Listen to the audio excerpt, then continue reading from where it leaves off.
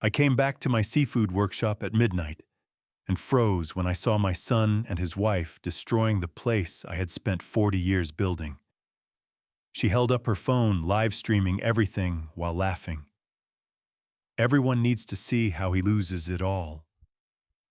When I stepped out of the shadows to face them, my son turned and looked at me with cold eyes. "You should leave, old man," he said quietly. "This isn't yours to protect anymore." I stepped back into the dark and let the cameras finish what I had started. I stood there watching my life's work being torn apart.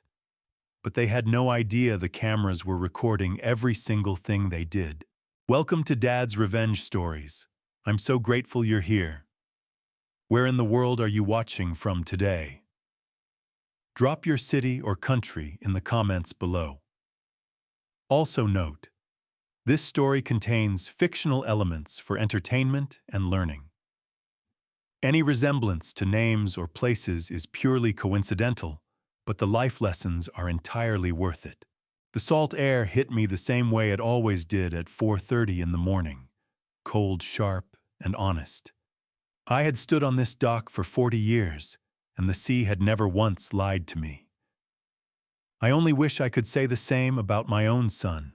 My name is Walter Hayes. I am 68 years old, and I have spent more mornings than I can count standing at the edge of Gloucester Harbor, watching the fishing boats come in before the rest of the world woke up. The smell of brine and diesel, the creak of wooden docks, the hollow clang of crates hitting concrete. These were the sounds of my life. The sounds of everything I had built. Jack Miller's boat came in at 4:45 right on schedule. Jack was 65 and had been fishing these waters since his father taught him to read the tides. He was the kind of man who said exactly what he meant and meant exactly what he said, a quality I had come to treasure more with every passing year. 42 crates, he called out, his voice carrying across the water like it always did. Bluefin ran strong last night, Walt. You're going to have a good week. I grabbed the first crate myself the way I always did. My back reminded me I was 68, but my hands remembered 40 years of muscle memory and refused to let go. Tom Reynolds, my market manager of 20 years, appeared at my side immediately, clipboard in hand, already counting. "Morning, Walter." Tom said, his breath fogging in the cold air. Morrison contract confirmation came through at midnight. 42 restaurants all confirmed for next Friday's delivery. Biggest single order in our history. My chest swelled with something that felt like pride and gratitude mixed together. "Make sure the cold storage team runs a full system check today," I told him. "I want every unit at optimal temperature before we start staging." "Already scheduled," Tom said, and he smiled the way a man smiles when he knows he has done his job well before being asked. Jack jumped down from the boat and landed beside me with a grunt. He looked at my face the way old friends do, reading something there that I had not yet said out loud. "You made up your mind about Emily yet?" he asked, keeping his voice low just between us. I set down the crate I was carrying and looked out at the water. "I have," I said. "I just haven't told anyone in the family." Jack nodded slowly. "Michael's not going to take it well." "Michael hasn't taken anything well in 15 years, I said, and the words came out harder than I intended. I picked up another crate and kept moving, because moving was always easier than standing still with thoughts like those.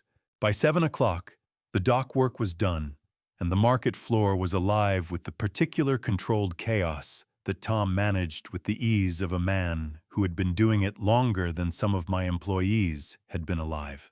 Vendors arranged their displays, ice machines hummed, and the first customers of the morning pressed their faces against the front windows before we had even flipped the sign. I was reviewing the Morrison contract paperwork in my back office when I heard the rear door open, not the loading entrance, but the side door that only family and senior staff used. I looked up and my stomach dropped. Michael was standing in the doorway in a pressed gray suit that cost more than most of my employees made in a week. He was 38 years old, and he had his mother's eyes and my stubbornness, though he had pointed both of those things in directions I had never intended. In his right hand, he held a leather folder thick with papers. "Dad," he said, and he smiled the smile I had learned to distrust, the one that meant he wanted something. "Michael." I set down my pen. "You're up early. First time you've been here before noon in, 2 years?" His smile didn't waver. He pulled a chair from against the wall without being invited and sat down across from my desk like he owned the room. "I've been thinking about the business," he said. "About the future. I put together a proposal." He opened the leather folder and slid a thick document across my desk. The top page read, "Hayes Seafood Market Expansion Capital Initiative." I turned the pages, slowly reading, while Michael watched me with the careful attention of a man who had rehearsed this moment. "I want to open 3 new branches," Michael said. "Portland, Providence, and Boston. The Gloucester location becomes the distribution hub. We scale up, we modernize, we take the brand statewide." He leaned forward, his voice picking up energy. "Dad, this market is sitting on prime real estate and a 40-year reputation. We're not using either one to their full potential." "And the capital?" I asked, still reading. "We leverage the property," he said. "Use the land as collateral with Meridian Property Group. They've already expressed interest. They can get us the financing at terms no bank would offer." I turned to the page he was referencing and read the letterhead carefully. Meridian Property Group, New England's largest commercial real estate developer. My jaw tightened, but I kept my face neutral and kept reading. The language was dense, the kind of language designed to sound like opportunity while meaning something else entirely. "Michael," I said, setting the document down and looking at my son directly. "Meridian Property Group is not a lender. They are a developer. They buy land, clear it, and build on it." "It's a financing partnership," Michael said quickly. "Standard commercial terms." "What's the collateral structure?" I asked. His eyes shifted just slightly, just for a moment. "The property secures the loan, standard practice. And if the expansion fails," I pressed. "What does Meridian take?" Michael's jaw tightened the way mine did when I was cornered. "Dad, you have to stop thinking like it's 1985. The market is worth 3 times what you paid for it. You're sitting on a gold mine and selling fish." My hands pressed flat against the desk. 40 years of 4:30 mornings. 40 years of frozen fingers and broken equipment and storms that nearly wiped us out twice. This building, this dock, this market, it was not a gold mine to me. It was the physical shape of every sacrifice I had ever made. "I'll look it over," I said, and I closed the folder and handed it back to him. Michael's smile returned thinner this time. "Don't take too long. The Meridian offer has a window."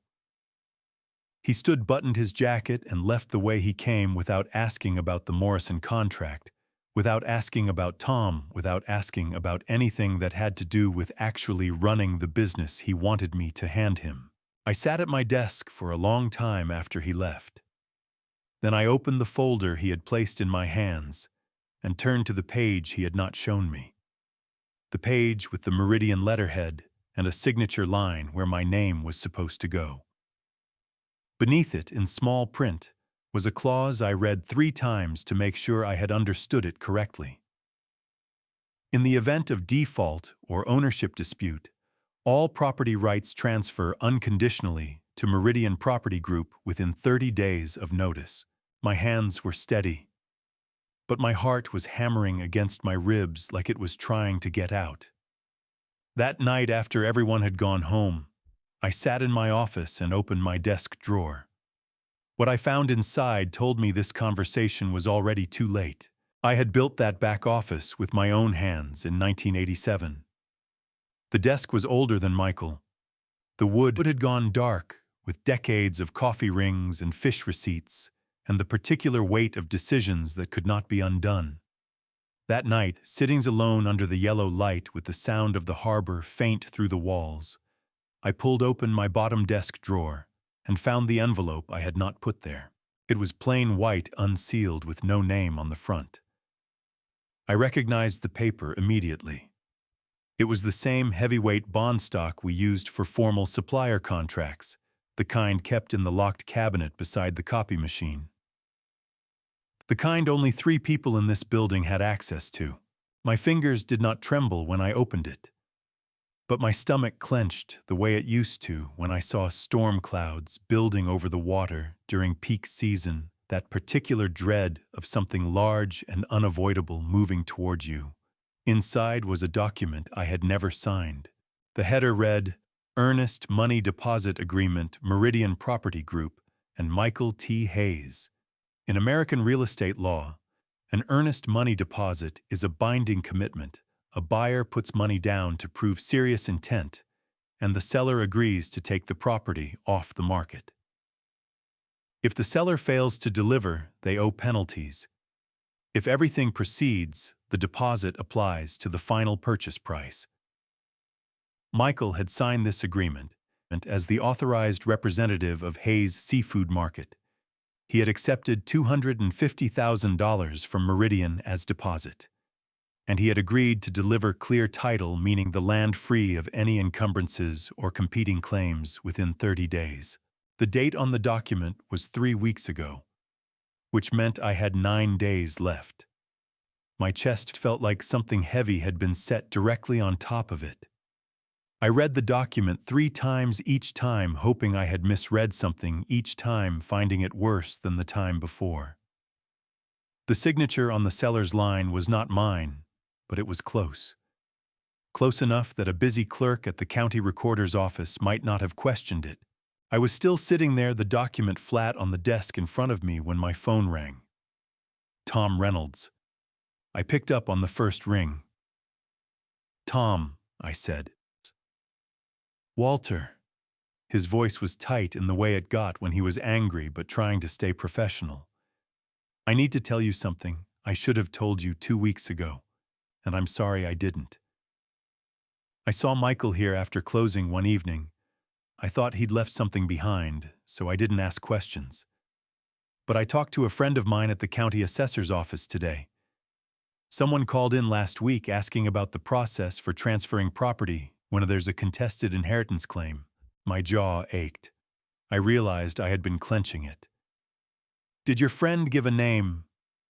"The caller didn't leave one," Tom said. "But the callback number was a Boston area code." "Walt, what is going on?" I told him about the deposit agreement. I heard him exhale like a man who had just been punched in the stomach. There was a creak that told me he had sat down heavily somewhere. $250,000, Tom repeated slowly. "He took their money and signed your property over." "Walter, that's fraud. That's wire fraud if the funds moved electronically, and in this state it carries up to 20 years federal." "I know what it is," I said. "What else do you know about Lauren?" Tom hesitated, and I could hear him measuring his words. "Her name came up in a conversation with Carlos. You know, Carlos runs the refrigerated delivery fleet out of Rockport. He said Lauren was in over her head with a private lending group out of Boston. Not a bank. The kind of outfit that doesn't file paperwork with the state. He heard she was into them for somewhere north of $100,000, and the deadline was end of this month." The picture assembled itself in my mind with terrible clarity. Lauren's debt was due. Michael needed cash immediately. The market land was the largest liquid asset he could access, or thought he could access. Meridian had handed him $250,000 the moment he signed that agreement, with the expectation that they would receive the full property within 30 days. Michael had spent that money, or was about to. and I was the obstacle standing between him and the contract he had already executed in my name. Tom, I said carefully, I need you to do something for me tonight. Tomorrow morning, I want every lock changed on the loading entrance and the cold storage units. I want the new key codes given only to you and me. Don't explain why to anyone. Done, Tom said without hesitation. And call the camera company, the ones who did the security upgrade in 2019. I want them out here tomorrow night after closing to install additional units, specifically the cold storage area and the rear parking lot. Tom was quiet for a moment. Walt, how long has he been planning this? I looked at the deposit agreement still lying on my desk. I thought about the Meridian letterhead I had seen in Michael's folder that morning, the one he had shown me deliberately, the negotiating tactic disguised as a business proposal. He had not come here this morning to ask for anything. He had come to give me the chance to step aside gracefully before the deadline hit. Long enough? I said. After I hung up, I stood and walked to the window that looked out over the market floor. The lights were off, the stalls empty, the ice bins drained for the night. 40 years of 4:30 mornings. 40 years of ordering and scaling and repairing and building relationships with every fisherman and vendor and customer who walked through those doors. My father had told me once that a man's work was his autobiography, that everything he had ever truly believed about himself was written in what he chose to do with his hands and his hours. I had believed that. I still believed that. I turned back to my desk and pulled open the bottom drawer again this time, reaching past the false bottom I had installed in 1998 for exactly the kind of night I had never actually expected to come. Inside was a notebook, its cover worn soft from years of handling. I had started it the year Michael turned 22 and took his first unauthorized draw from the company account, $800, which he said was for a supplier meeting that never happened. I had never shown that notebook to anyone. Not Tom, not Jack, not even my late wife Carol, though there were nights I had come close. I set it on the desk beside the deposit agreement. 2 documents. One that told me what Michael had just done. One that told me how long the road to this moment had actually been. The clock on the wall read 11:47. Outside, a foghorn sounded somewhere on the water, low and long and mournful, the way it always did when the visibility dropped and ships needed to find their way by sound alone. I opened the notebook to the first page, pressed my palm flat against it, and began to count. The clock on the wall read 2 in the morning when I pressed my palm flat against the first page of that notebook. Outside, the harbor had gone completely quiet. No foghorn, no engine, just the faint slap of water against the dock pilings. I had been alone in this office hundreds of times at this hour, but I had never felt the silence press against me the way it did that night. I cleared my throat and said out loud to no one, "All right, Michael, let's see what we actually have here." I turned to the first page and made myself read every word, slowly, not from memory, but the way a man reads a document he is about to hand to an attorney.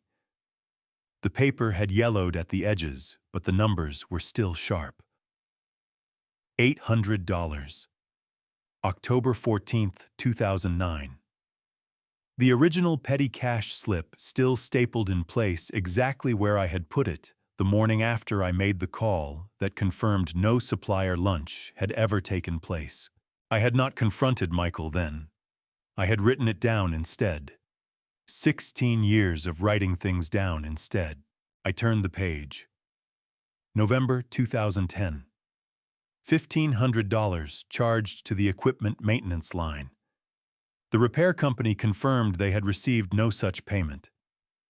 Michael had told me the invoice was lost. I found it 18 months later in his handwriting, backdated. My throat tightened as I kept reading, kept turning pages.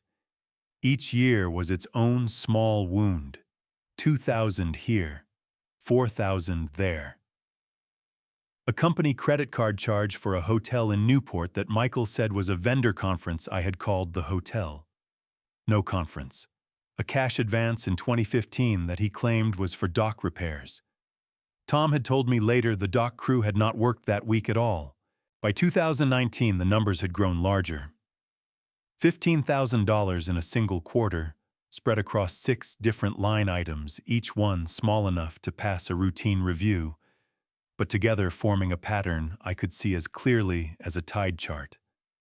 I set the notebook down and pressed both hands over my face. My eyes were burning not from tears, not yet, but from the particular ache of a man who has been reading the truth for too long in bad light. "Why didn't I stop you sooner?" I asked the empty room. My voice came out ragged and rough like a door with a broken hinge. What was I waiting for? I knew the answer. I had always known it. I was waiting for him to come to me, to sit down in this office in the chair he had sat in this very morning and say, "Dad, I made a mistake. I need help. I'm sorry." That moment had never come.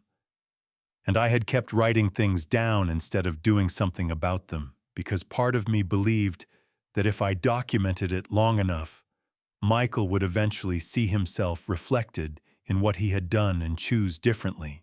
I turned to the entry for March 2022. My hand trembled as I found the page actually trembled the way it hadn't since Carol's funeral. The entry was longer than most. I had written it the morning after when I was still so sick with what I knew that I could barely hold the pen. Cold storage unit 2. Compressor failure manual shutdown. $40,000 in Pacific halibut and Atlantic bluefin spoiled overnight. Roy Simmons, 22 years on the dock, terminated for negligence. I had written Roy's name, and then stopped for a long time before continuing. Roy did not shut that compressor down. I know this because Roy Simmons has not made a single unexplained decision in 22 years. I know this because the compressor log showed the manual shutdown occurred at 8:47 p.m. on a Friday, the same Friday Michael told me he was working late. I know this because when I reviewed the parking lot camera footage, I saw Michael's truck leave the lot at 8:51 p.m. I had not fired Roy that day because I believed the story. I had fired him because I could not prove it wasn't Michael without destroying my own son in front of the entire staff.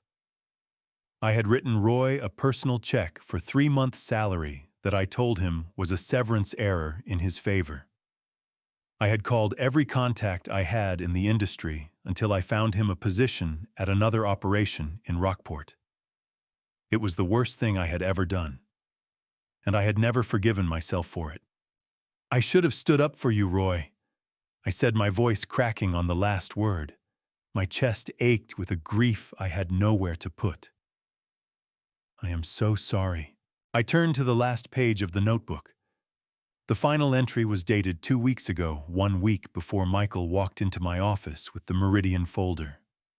I had written down a cash advance of $3,000 charged to the hospitality account, and beneath it in different ink, in the handwriting of a man who had run out of ways to pretend he was not heartbroken, I had written a single line. Waiting for him to say sorry. Then I'll burn every page of this. My jaw clenched so hard my back teeth ached. I closed the notebook and held it in both hands for a moment. This small, terrible record of all the ways love had made me patient long past the point where patience made any sense.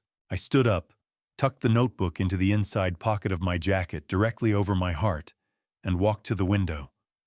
The market floor was dark below me. Every display case, every scale, every steel work table, all of it built and maintained and paid for by mornings that started before the sun and ended long after it went down. I pressed my forehead against the cold glass and breathed slowly until my chest stopped aching quite so much. "All right," I said, finally pushing back from the window and straightening my jacket. "No more waiting." I walked out to the dock as the first gray light of dawn began to separate the sky from the water.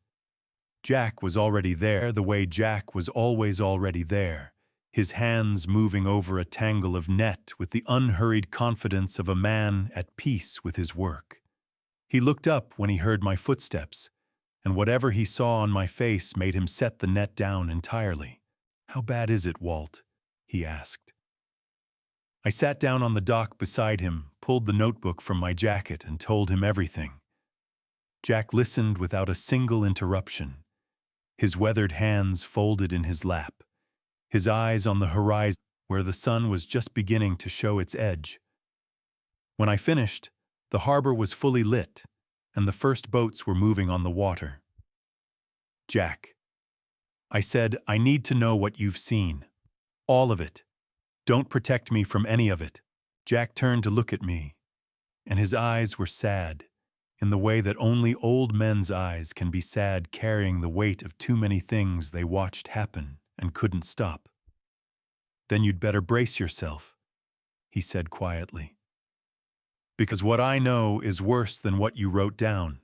Jack was quiet for a long moment, his eyes on the horizon. "That's the thing about what Michael does," he said finally. "He finds the version of the story that asks the least of people."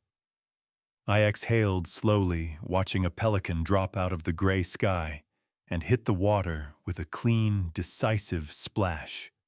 "What else?" Jack reached into the breast pocket of his flannel shirt and pulled out a folded piece of paper. He held it out to me without ceremony. "Roy's boy came to me 3 days ago," he said. "Danny, 22 years old, works the unloading crew 2 piers down. He's been carrying this for a year and didn't know who to give it to." I unfolded the paper. It was a photocopy of a text message thread printed out on standard copy paper.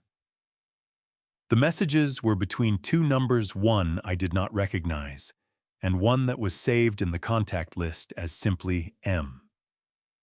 The messages were from March 2022, the night of the compressor failure. "Ma'am, don't come back tonight. I'll handle the reset myself. Unknown. You sure Tom usually checks the logs Friday nights? Tom's not coming in. I told him the delivery got pushed to Saturday. Just make sure you're off-site by 9. My chest cracked open like something brittle that had been under pressure for too long. My eyes burned hot and fierce, and I pressed the heel of my hand against them, because I refused, absolutely refused, to weep on this dock in the morning light. But the burning did not stop. It spread from my eyes down through my throat and settled somewhere in the middle of my sternum like a coal that had been glowing for 3 years and finally found enough air to flame. Danny had this for a year, I managed. He was scared. Jack said, his voice rough with feeling. "He's 22. His father lost his job because of what those messages prove, and Danny didn't know if going to the police would make things worse. He came to me because he didn't know where else to go." Jack leaned forward, his forearms on his knees, staring at the planks between his feet. "That boy has been watching his father work double shifts at a second-rate operation in Rockport for 3 years because of what Michael did. And he's been carrying this paper the whole time." I folded the message thread carefully and placed it inside the notebook against my chest. "I need to call Roy," I said. "Not today, but soon. He deserves to hear from me directly." "He does," Jack agreed. "But right now you need to call someone else." He straightened up and looked at me with the particular steadiness of a man who has decided to stop softening things. "Walt, what Michael did isn't just a family problem anymore. He signed a contract in your name. He has a deposit from Meridian sitting somewhere. He set up an employee to take the fall for something he did deliberately. That's not a son acting out. That's a man who made a series of calculated decisions over a long period of time. You need a lawyer."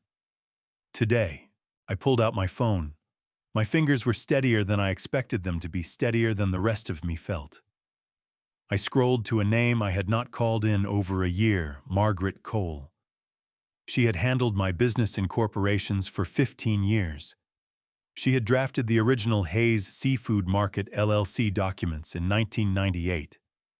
She was meticulous, unsentimental, and the sharpest legal mind I had access to in this county. She picked up on the second ring. "Walter," she said, and her voice carried the careful alertness of someone who knew I did not call without reason. "It's early. Are you all right?" "No," I said, because lying about it seemed pointless. "Margaret, I need you to clear your afternoon. I have a situation that involves a fraudulent real estate contract executed in my name, potential identity fraud, and a criminal matter connected to an incident 3 years ago.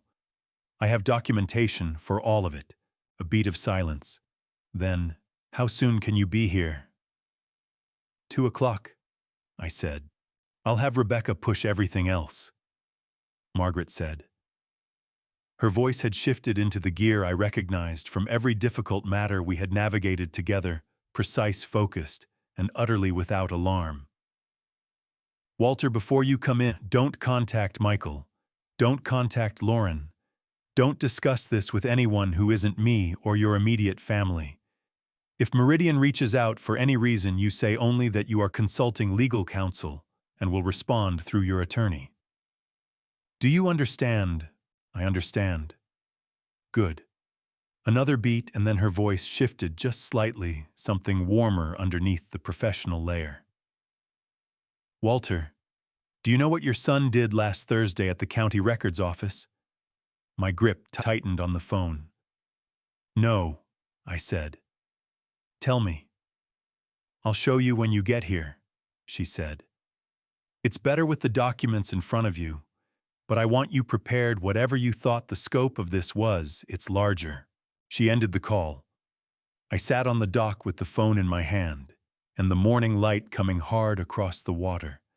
And I felt something shift inside me, not anger, not grief, but something colder and more purposeful than either.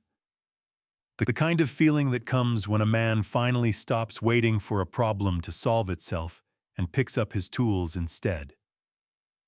Jack was watching me. "Well?" he asked.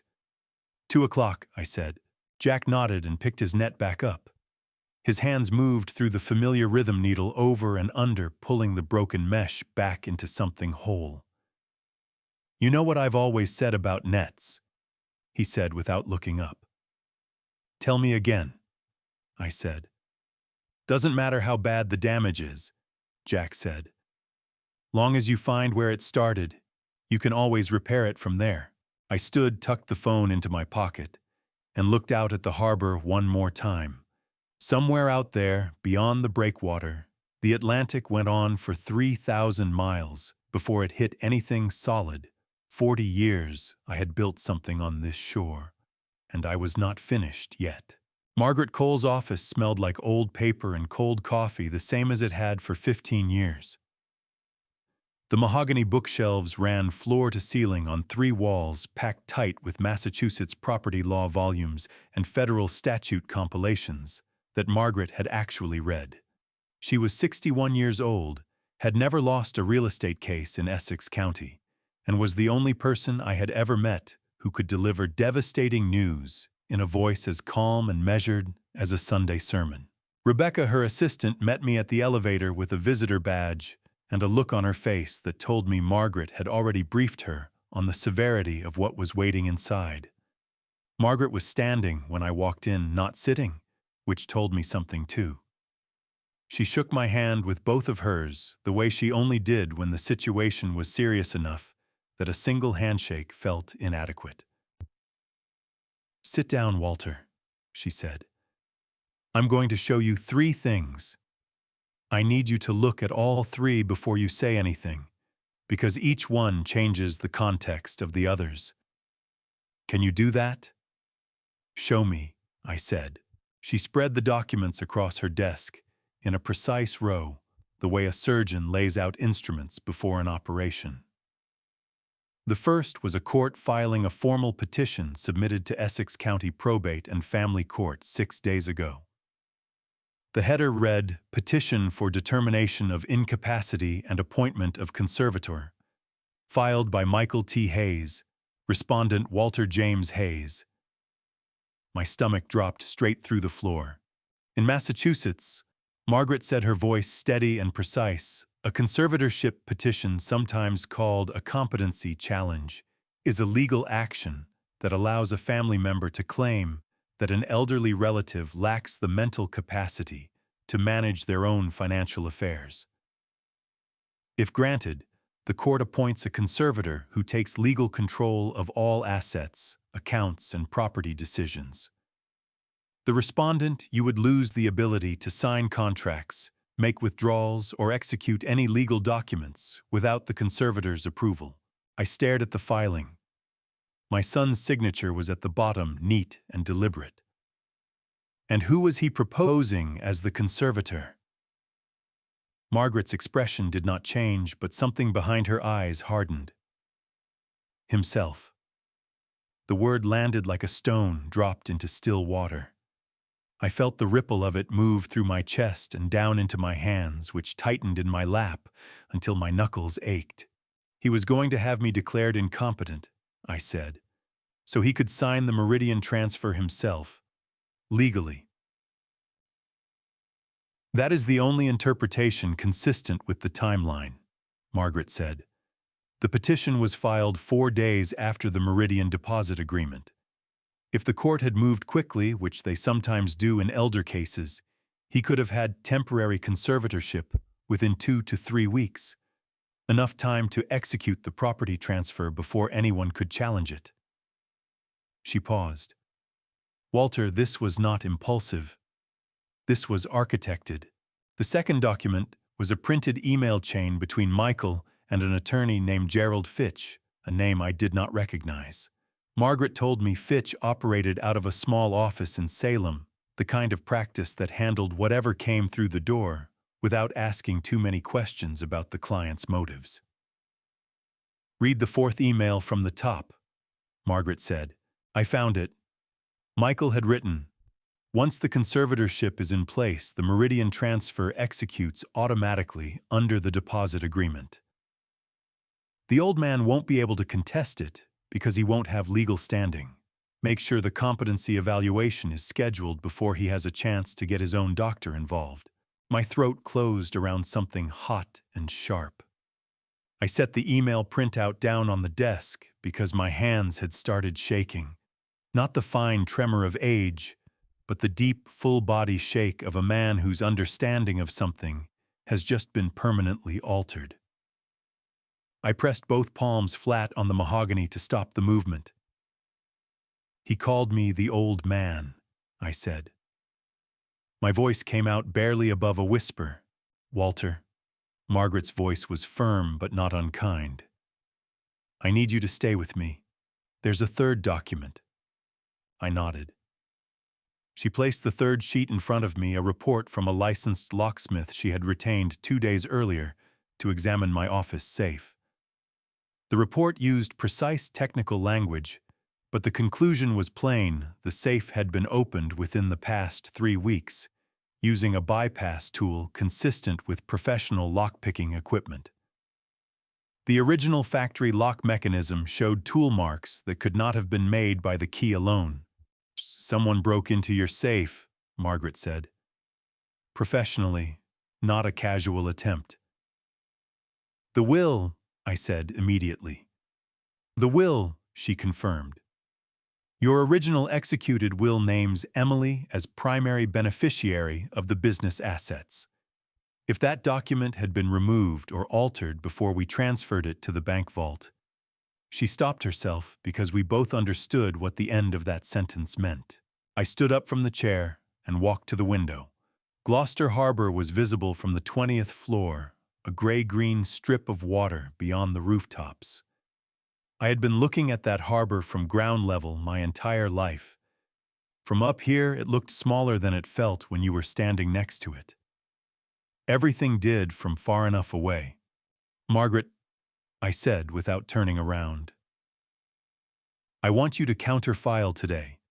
Whatever response is required to the conservatorship petition, file it immediately. Already drafted, she said. But Walter, the strongest counter to a competency challenge is documented evidence of mental fitness. Do you have any? I turned from the window then, and I felt something move across my face that might have been the closest thing to a smile I had managed in 3 days. I have 24 months of quarterly neurological evaluations from Dr. Patricia Marsh at Massachusetts General, I said. I started going the first time Michael mentioned at Thanksgiving 3 years ago that I seemed to be forgetting things. I had a feeling that observation was not made out of concern. Margaret stared at me for a full 3 seconds. Then she let out a breath that was almost not quite, but almost a laugh.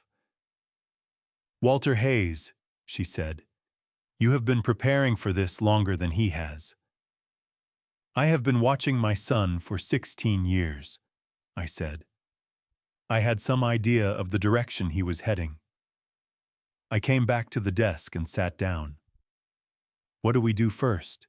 Margaret pulled her legal pad toward her, uncapped her pen, and began writing with the focused energy of a woman who had just been handed a winnable case. First, your will goes to the bank vault today, not tomorrow. Second, I counterfile the conservatorship petition with Dr. Marsh's evaluations attached. In Massachusetts, a documented neurological history of this length will end that petition before it reaches a hearing. She kept writing. Third, I contact Meridian Property Group directly and notify them that the deposit agreement was executed without authorization and is therefore void. They will not be happy, but their legal exposure for accepting a contract signed by a non-owner is significant. They will back down. And Michael? I asked. Margaret looked up from her pad. Her eyes were direct and serious. Michael will know within 24 hours that every door he tried to open has been locked from the other side. What he does next will tell us everything about how far he is willing to go. She set her pen down. Walter, I have to ask you something difficult. When this escalates, and it will escalate, are you prepared for what that means for your relationship with your son? I thought about the notebook in my jacket pocket. I thought about Roy Simmons working double shifts in Rockport for 3 years.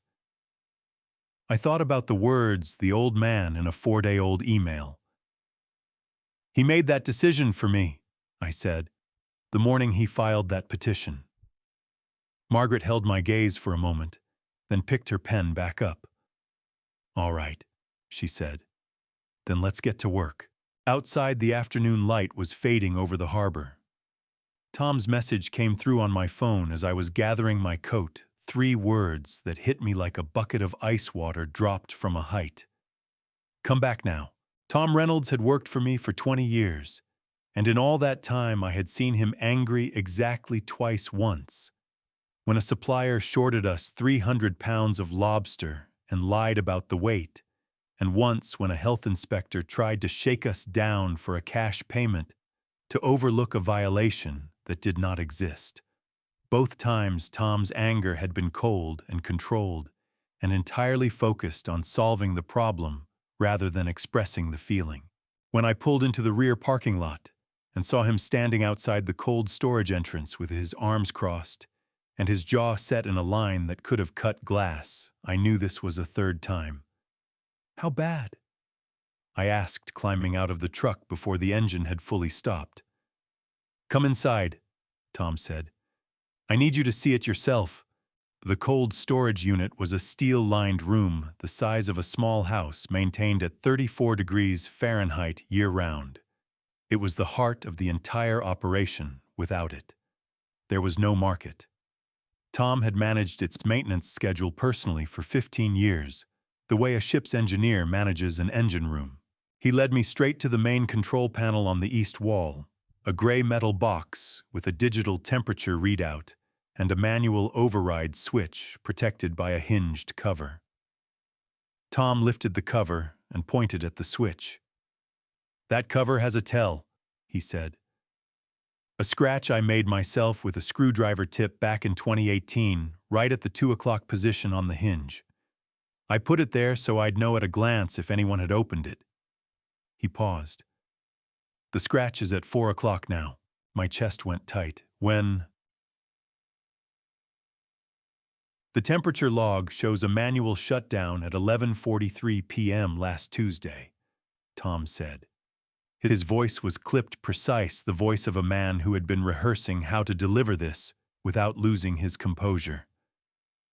Whoever did it turned the unit back on at 1:17 a.m., hour and a half. At current stock levels, an hour and a half at ambient temperature causes measurable degradation in the shellfish. Not enough to fail a health inspection, but enough that I noticed when I ran the morning quality check. You didn't call me that night. The alarm didn't trigger, Tom said, and his jaw tightened further. The sensor on that unit has been intermittently glitchy for 6 months. I've had it on the repair schedule. Whoever did this either knew that or got lucky. He looked at me directly. Walter, only 3 people have ever had the key code for this room. You, me, and Michael. You gave it to him 14 months ago when he said he wanted to understand the full operation. I pressed my hand flat against the cold surface of the control panel and held it there, feeling the chill seep into my palm. The sensation grounded me, kept me from saying something I would regret at a volume Tom did not deserve to be on the receiving end of. Tom, I said, keeping my voice even. I need you to pull the full temperature log for the past 30 days and print it. Every reading time-stamped. Do not email it. Print it, put it in a sealed envelope, and give it directly to me. In legal proceedings, a printed log with a documented chain of custody is harder to challenge than a digital file. Tom nodded immediately. Already running. And tell me the rest, I said. You've been standing out here working yourself up to something. Say it. Tom exhaled through his nose, the sound of a man releasing pressure that had been building for a long time. Roy Simmons, he said. The name landed between us like a dropped anchor. I owe you the full truth about 2022. Tom continued, his voice dropping lower, rougher. I knew that night. Not while it was happening, but by the next morning, I knew. The compressor log showed the manual shutdown at 8:47. Michael's truck was in the lot at 8:31 and gone by 8:53.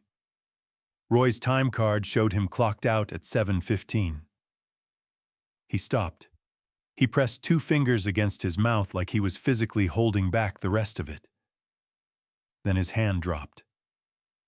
I said nothing because I had no proof that would hold up. I told myself I was protecting the business. But the truth is, I was scared of what it meant to accuse the owner's son of deliberately destroying $40,000 in inventory and letting an innocent man take the fall for it. His eyes had gone red at the rims. Tom Reynolds, who had managed crises for 2 decades without flinching, was standing in front of me with his voice cracking and his eyes wet, and the sight of it made my own throat ache with a grief I had no right to put on him. Tom, I said, you are not the man who did this to Roy. Michael is. I should have spoken up, Tom said fiercely. Roy had 22 years in this building. He deserved better than my silence. Yes, I said. He did. And we are going to do something about that. But not tonight. I put my hand on Tom's shoulder briefly, the way men of our generation communicated things that did not translate well into sentences. Tonight, I need you to do 3 things. The temperature log sealed and printed. Second, call the security company and get them out here tomorrow night after closing. I want 6 additional cameras.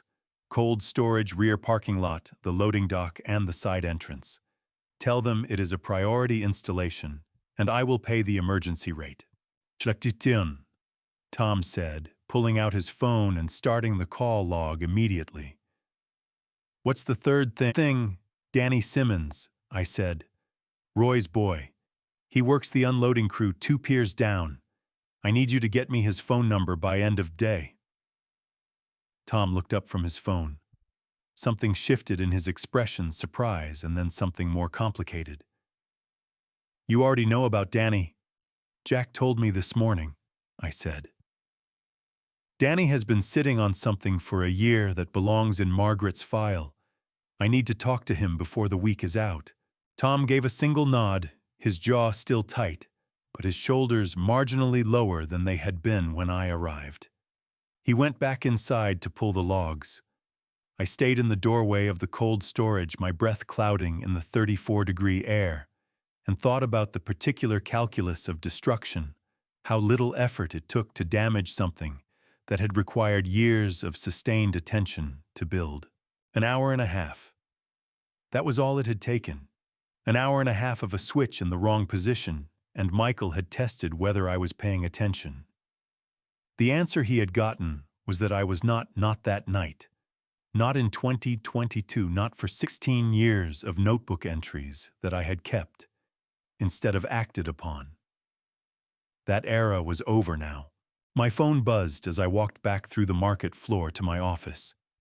An unknown number, Boston area code. I let it ring through to voicemail. 20 minutes later, a message appeared from Margaret Meridian's attorney called my office at 4:52 p.m. They're aware the counter notice was filed. They're not happy. Call me in the morning. I deleted the voicemail without listening to it and sat down at my desk. Outside, the market was closing up for the night. The sounds of the day winding down crates, stacking engines, idling in the lot, Tom calling instructions across the floor. The ordinary sounds of a business that had survived 40 years of storms and seasons and everything the Atlantic could throw at it. I opened my notebook to a fresh page and wrote the date at the top. Then I wrote 2 words beneath it, they know. The next move was Michael's, and I intended to be ready for it when it came. The Morrison contract was the largest single order in Hayes Seafood Market's history. 42 restaurants across New England, all expecting delivery by 6 the following morning. I had spent 3 weeks preparing for that night. I had checked every crate, verified every weight, confirmed every temperature reading with Tom twice over. The loading dock hummed with controlled urgency, and my crew moved through their work with the quiet pride of people who knew they were part of something worth being proud of. What I did not tell Tom, what I had not told anyone, was that I had also spent that week preparing for something else entirely. The 6 new cameras were live. I had the feed running on my phone through a security app Tom's nephew had installed. Every angle of the property was covered, including the rear entrance, the cold storage corridor, and the loading dock floor. I had tested each camera myself at midnight the previous evening, walking the perimeter to confirm the coverage was exactly what I needed. At 11:40 p.m. I was in the loading dock, coordinating the final staging of the Morrison shipment, when my phone vibrated in my chest pocket. The camera app. Motion detected rear entrance.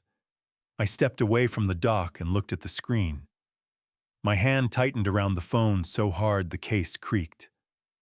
Michael.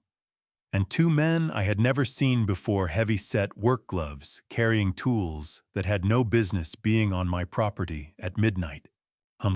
I said, keeping my voice low and completely level. Come here. Tom crossed to me in 4 steps, read my face and looked at the phone screen. His jaw dropped open, then snapped shut. I'll call 911, Not yet, I said. Margaret was clear on this. What we have in the file proves intent and planning. What we do not yet have is footage of the act itself. A jury convicts on what they can see with their own eyes. Let the cameras work. Every second is evidence. Do you understand me? Tom's hands were shaking, his knuckles white against his clipboard. "Walter, they're going to destroy the Morrison order." "I know," I said. The two words cost me more than I had expected. "Stay with the crew. Keep everyone calm and keep them working. Do not let anyone go to the cold storage wing." I positioned myself at the junction of the main floor and the cold storage corridor, close enough to see far enough that my presence would not interrupt what the cameras needed to record. What I witnessed in the next 20 minutes carved itself into my memory with the precision of a blade. Lauren appeared first, her ring light glowing in the darkness of the corridor like something obscene. She had her phone raised and was already streaming, her voice pitched high with theatrical outrage. "Guys, we are live right now at my father-in-law's market." She breathed into the camera, her manicured fingers steady on the device. "You are about to see what happens when a man values his business more than his own family. Watch this." Michael came through the rear door behind her. He was wearing old clothes, deliberate, I realized, chosen so nothing could be traced back to his regular wardrobe. He moved with a focus I had never seen in him during any of the years he had worked half-heartedly at legitimate things. He knew exactly what he had come to do and in what order. "Start with the compressor control panel," Lauren said quietly, angling her phone to catch his movement. "Make sure the viewers can see the equipment. Show them how much all this is worth." My stomach turned over. She was directing him like a production. This was not an act of rage. This was content. Michael went for the control panel first, exactly as Lauren instructed. One hard strike with a pipe wrench to the digital display, the screen shattered, numbers gone. The two men with him moved to the secondary refrigeration units, disconnecting compressor lines with practiced efficiency that told me they had done this kind of work before, though not in any legitimate capacity. The Morrison shipment, $80,000 of fresh Atlantic seafood staged and ready for 6 a.m. delivery, began warming the moment the refrigeration failed. My chest felt like something was being slowly tightened around it, a pressure that built with every sound of breaking equipment. 40 years. Every piece of machinery in that room had been chosen, carefully maintained, meticulously paid for, with mornings that started before the sun. And my son was dismantling it with a pipe wrench while his wife narrated for an audience. Then Lauren shifted her angle to address her viewers more directly, turning her back 3/4 toward the wall, and in doing so, she placed herself directly in front of the full-length steel-framed mirror mounted on the cold storage corridor wall. I had hung that mirror in 2001 so staff could check that their protective gear was properly fitted before entering. Lauren did not notice the mirror. She was too focused on her viewer count, which I could see climbing on her screen from where I stood. Her viewers noticed, though. I could see the comments section erupting even from a distance, a cascade of responses moving faster than anyone could read. Someone in her audience had seen what she had not. The mirror showed everything behind her with perfect clarity, Michael directing the two men pointing at specific units.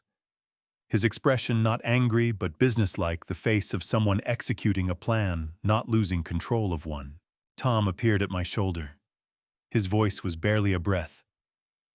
"Walter." Her comment section. "People are seeing the mirror." "I know," I said. "The Morrison order is gone," Tom said, and his voice broke on the last word, cracking open with a grief that matched the one I was holding locked behind my sternum. $80,000. All of it. Tom. I turned to look at him directly. His eyes were red, his face pale with fury and helplessness. "Listen to me. What they destroyed tonight is insured and replaceable. What they just recorded themselves doing is neither." I held up my phone, where every second of camera footage was being saved automatically to a cloud server Margaret had helped me set up 48 hours ago. "Every frame? Every second?" Michael directing them, Lauren narrating, the mirror catching all of it. "This is not a disaster, Tom. This is a prosecution." Tom stared at me. His breathing was ragged and uneven. Then something in his face shifted, not relief, not yet, but the first hint of understanding, replacing the shock. Michael and Lauren left 20 minutes later, walking out through the rear entrance the way they had come in. Michael was grinning. I could see it on the camera feed, a wide, satisfied grin that made me feel cold in a way the 34-degree corridor never had. Lauren checked her viewer count as she walked. Her voice carried back through the corridor, bright and triumphant. 60,000 live, babe. We are trending." I waited until the rear door closed behind them. Then I looked at Tom and said, "Call Carlos. Tell him we need every refrigerated truck he can spare by 3 a.m. We're going to save whatever we can of tonight's order." I was already pulling up Margaret's number. "And Tom, do not touch that control panel. Do not let anyone near it. It is a crime scene now." Tom grabbed his phone and moved. I stepped out to the loading dock where the night air hit me like cold water, and I looked up at the sky over Gloucester Harbor. 60,000 people had just watched my son destroy my life's work, and not one of them had seen the mirror the way I had. By 3 in the morning, the market floor looked like a storm had passed through the inside of it. Broken display cases, melted ice spreading across the concrete in slow rivers. The Morrison order, or what remained of it, stacked in whatever cold space Tom and I had managed to preserve using Carlos's borrowed refrigeration trucks. Tom sat on an overturned crate near the loading dock door, his head in his hands, his shoulders rising and falling with the particular exhaustion of a man who had given everything he had and found it was not quite enough. I was standing at the center of the floor looking at the damage and doing the math in my head. Not the insurance math, not yet, but the human math, the count of years and decisions and early mornings that had produced everything now lying broken around me when the first set of headlights swept across the front windows. One vehicle. Then before those headlights had even stopped moving, 2 more appeared behind them. Then 4. Then more than I could count from where I was standing. Tom lifted his head. "Walter, what is—" "I don't know," I said honestly. But something loosened in my chest as I watched the parking lot fill with light. Jack Miller was first through the door. He was carrying a toolbox in one hand and a thermos of coffee in the other, and behind him came 8 men from the harbor, his crew. The men who worked his boat, and 2 others, all of them still smelling of the night's catch, their hands rough and their faces set with purpose. "We saw the stream," Jack said without preamble. He thrust the thermos into my hands and looked around the floor with the assessing eye of a man who had repaired storm damage at 3 a.m. before. "Tell us where to start." Before I could answer, the front door opened again. Martha Kowalski, who had sold produce from the stall beside mine for 19 years, came in with her 2 grown sons and a case of cleaning supplies. Behind her was a group of drivers from the delivery fleet, men who had been receiving shipments from my dock for a decade, who knew Tom by name and knew where everything belonged.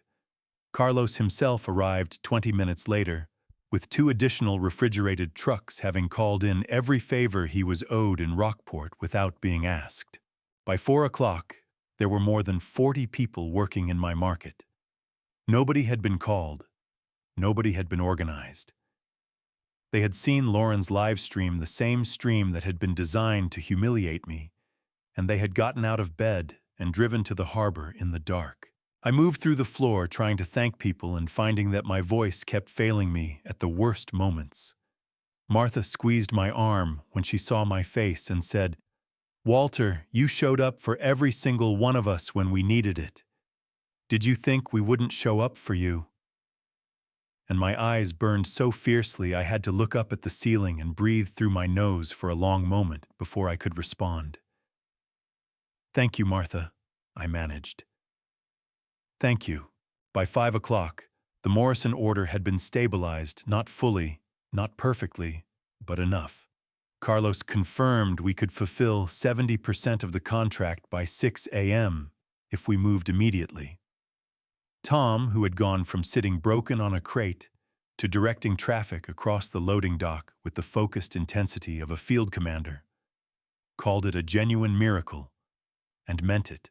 It was Jack who found me near the rear corridor at 5:15, while the bulk of the work was still moving around us.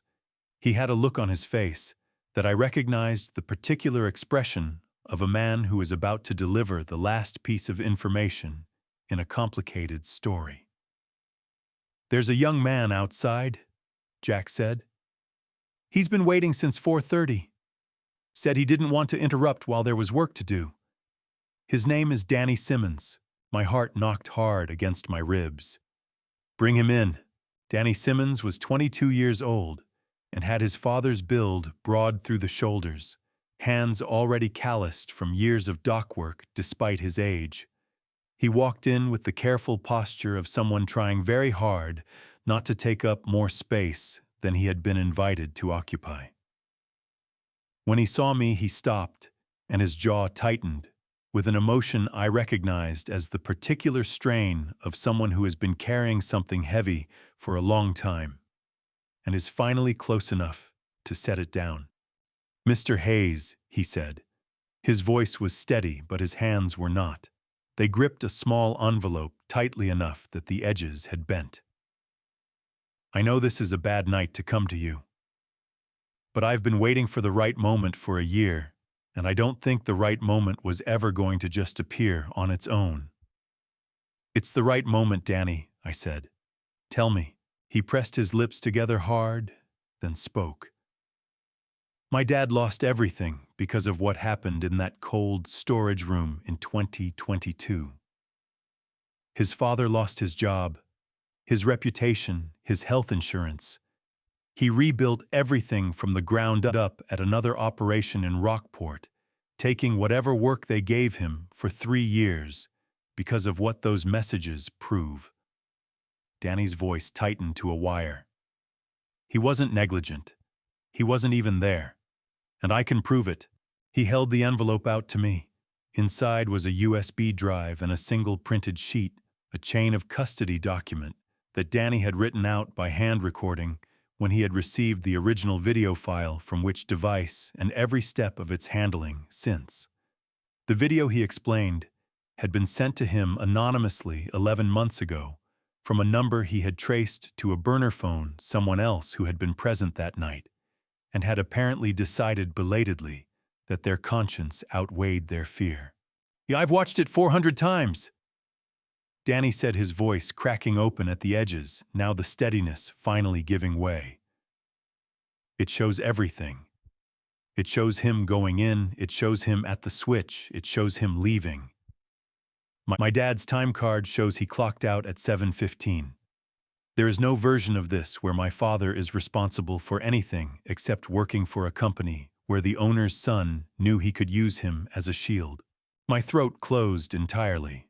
I reached out and took the USB drive with both hands, holding it the way you hold something that cannot be replaced. "Danny," I said when I could speak again, "your father is going to get his name back. I promise you that. And I'm going to need you to tell this same story to my attorney in her office as soon as we can arrange it." Danny nodded. His eyes were wet, but he held his chin up with the dignity of someone who had practiced this moment in his head many times and was determined to get through it with his composure intact. "My dad always said you were a fair man," he said. "He never blamed you. That's the part that killed me the most." Jack put his hand briefly on Danny's shoulder as the young man turned to go. After he left, Jack looked at me and his eyes held the full weight of everything we both understood. "The sea always brings back what belongs to shore," Jack said quietly. I closed my hand around the USB drive and held on. "Before I tell you what 60,000 witnesses saw in that mirror and what the internet did with it in a single night, I need to know if you are still with me." Drop a 9 in the comments right now. Just the number 9. That tells me you are here, and it tells me this story is reaching the people it was meant to reach. And before we go further, I want to be honest with you.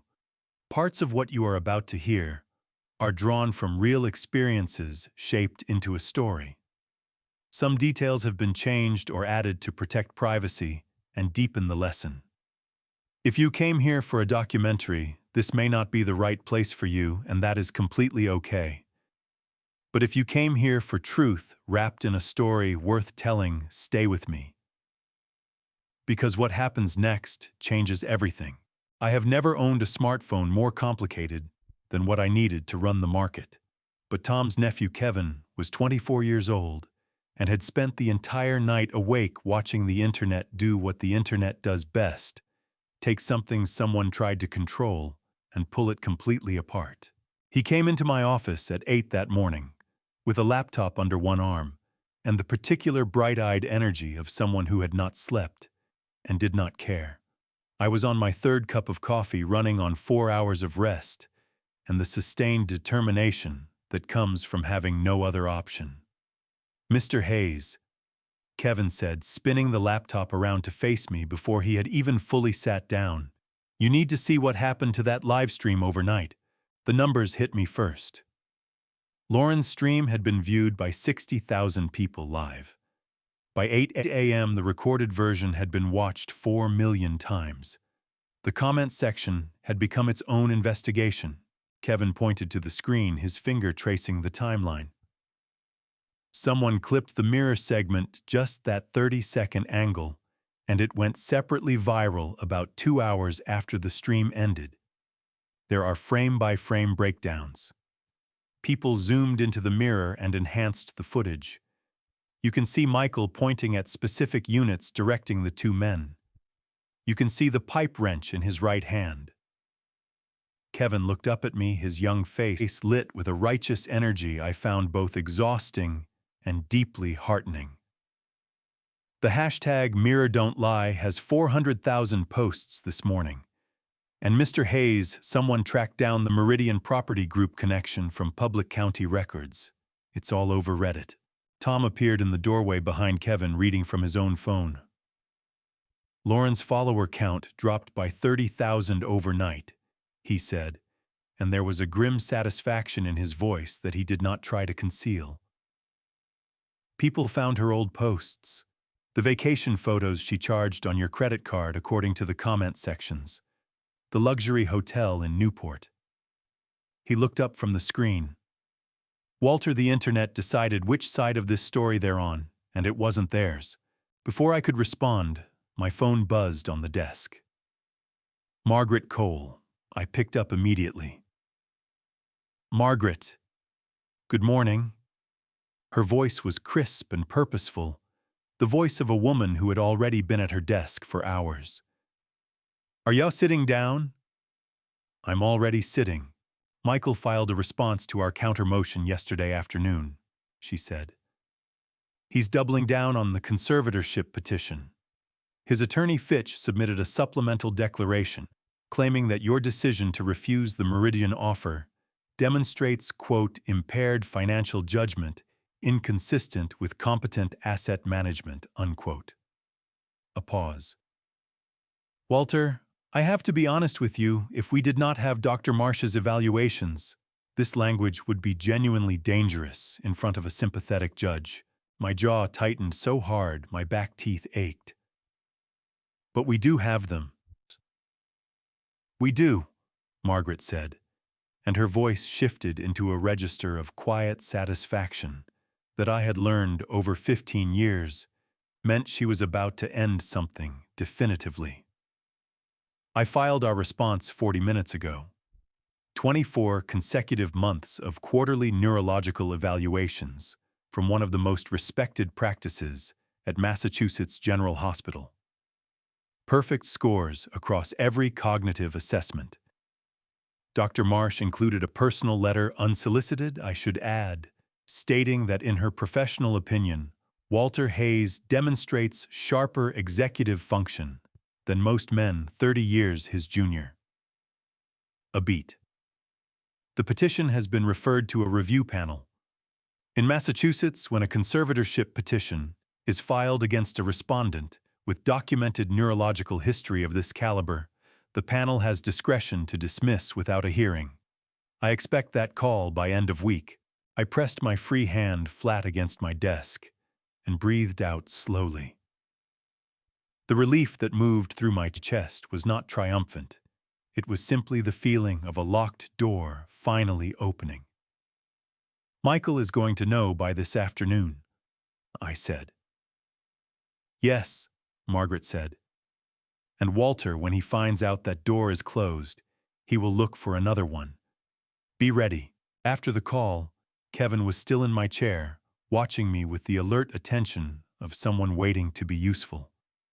I looked at him and said, Kevin, I need you to do something for me. Download the full original livestream footage, the complete unedited version, and burn it to 2 separate disks. One for Margaret's file, one for mine. Do not use a cloud service. Physical media only labeled and dated. Kevin nodded and reached for his laptop with the focused speed of someone given a task they understood the weight of. Already downloading, he said. I'll have both disks to you by noon. Tom stepped fully into the office and closed the door behind him. He looked better than he had at 3 a.m., still tired, but with the steady-eyed look of a man who had passed through something difficult and found himself still standing on the other side. There's something else, Tom said. He pulled a folded piece of paper from his shirt pocket and held it out to me. One of the Morrison restaurant managers, a woman named Patricia Halloway, runs the flagship location in Boston. She called the market at 7 this morning. She saw the live stream. She called to say the chain is not canceling the contract. Tom's voice roughed slightly at the edges. She said, and I'm reading this directly, please tell Mr. Hayes that Hayes Seafood Market has supplied our restaurants for 11 years, and we intend to continue doing so for 11 more. What happened last night was not a reflection of his business. It was a reflection of someone else's character. My eyes burned with a sudden fierce heat that caught me completely off guard. I pressed 2 fingers against the bridge of my nose and held them there until the feeling passed. Write her a letter, I said when I could trust my voice again. A proper one on letterhead. I'll sign it today. Tom folded the paper back into his pocket with the careful reverence of someone preserving something worth keeping. Already drafted, he said. Outside my window, Gloucester Harbor caught the October morning light and turned it silver. Somewhere across that water, Michael was waking up to a world where 60,000 witnesses had become 4 million, where a mirror had undone everything his wife's ring light was supposed to build. He had one door left. And I already knew he was going to try it. Margaret's office felt different the second time I walked into it that week. The first visit had been about learning the shape of what Michael had built against me. This visit, she told me, was about showing me what he had done when he thought I wasn't looking, and what he had found instead of what he was looking for. She was standing when I came in the same as before. But this time there was no careful row of documents waiting on the desk. There was only a single manila folder, and the expression on her face told me what was inside it was going to hurt. Sit down, Walter, she said. Show me, I said, because I had learned that waiting made it worse. She opened the folder and placed a 4-page report on the desk in front of me. The letterhead belonged to a licensed forensic locksmith, a specialty I had not known existed until Margaret had retained one 3 days ago to examine my office safe. The safe was opened, Margaret said. Not forced opened. Whoever did it used a bypass instrument consistent with a high-grade commercial lockpick set. The tool marks on the internal mechanism are clean and deliberate. This was not someone guessing or trying different combinations. This was someone who either knew what they were doing or paid someone who did. My throat was dry. When The locksmith estimates within the past 3 weeks, based on the oxidation pattern on the fresh marks. Margaret's pen clicked once against the desk, a single sharp sound in the quiet office. Walter, the envelope containing your original executed will was disturbed. The will itself was still there because you had already moved the original to the bank vault before this happened. She looked at me directly. But something else was in that safe that you may not have thought about. I went very still, and then I knew. The promissory notes, I said. Margaret nodded. A promissory note in American law, a written promise to repay a specific debt signed by the borrower and held by the lender, is a legally enforceable financial instrument. I had collected 12 of them over the years, each one signed by Michael. Each one representing a debt I had covered on his behalf and converted into a formal personal loan rather than reporting it as theft. The total across all 12 notes was $93,000. Michael had broken into my safe looking for my will. What he found instead was the complete paper record of every time I had saved him from himself. He read them, I said. It was not a question. The envelope they were stored in had been opened and resealed not carefully enough, Margaret said. The locksmith noted the disturbance to the interior of the safe as part of his report. She leaned forward slightly. Walter, how much did Michael know about those notes? I pressed both hands against the arms of the chair, feeling the leather solid beneath my palms. He knew I had made him sign them, I said. He signed each one in this office across a desk with me sitting across from him. What he did not know was that I had kept every single one. My voice came out rougher than I intended. Each time I told him the note was for my records and that I expected repayment on a reasonable schedule. Each time he nodded and walked out and never mentioned it again. I think he assumed I would never use them. He assumed incorrectly, Margaret said, and something in her voice was not quite cold, but was very close to it. In Massachusetts, a properly executed promissory note is enforceable in civil court for up to 6 years from the date of signing. 4 of your 12 notes are still within that window. The total on those 4 alone is $38,000 plus statutory interest. She pulled a legal pad toward her and began writing. I'm adding this to the civil complaint, along with the breaking and entering charge, which in Massachusetts, when it involves a commercial property and documented property damage to the locking mechanism, rises to the level of a Class B felony. The word felony settled in the room, like a stone dropped into still water. I felt the ripple of it in my chest, spreading outward and slowly dissolving into something that was not satisfaction and was not grief, but existed in the complicated territory between them. By Margaret, I said carefully, I want those promissory notes kept separate from the criminal file. Not because I want to protect Michael from them, but because I have a specific use for them at a specific moment, and that moment has not arrived yet. Margaret studied me for a 3 count. Then she said, You already know what you're going to do with them. I have some ideas, I said. She held my gaze another moment, then made a note on her pad and moved on. The breaking and entering charge goes into the criminal complaint alongside the destruction of property and the fraudulent contract execution, she said.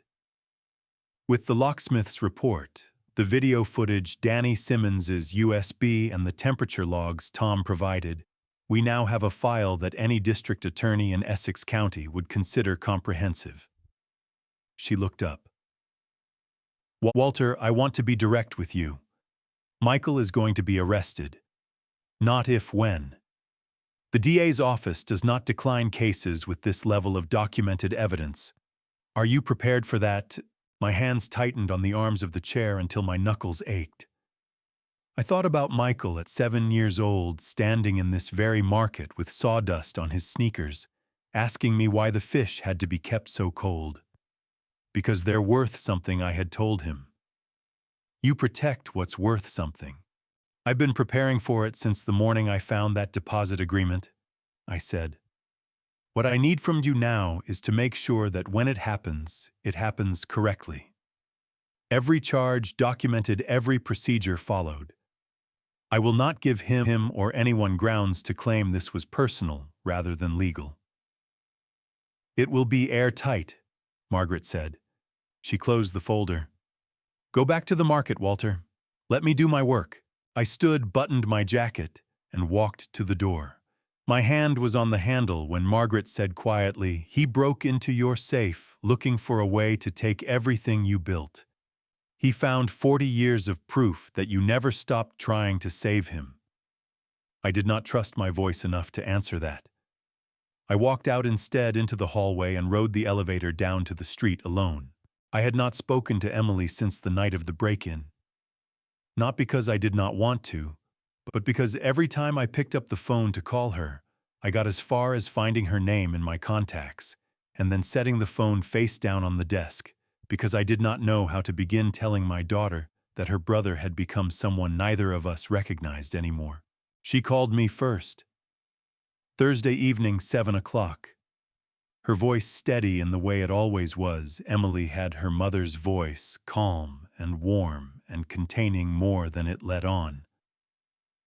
Dad, she said, come over, I need to show you something.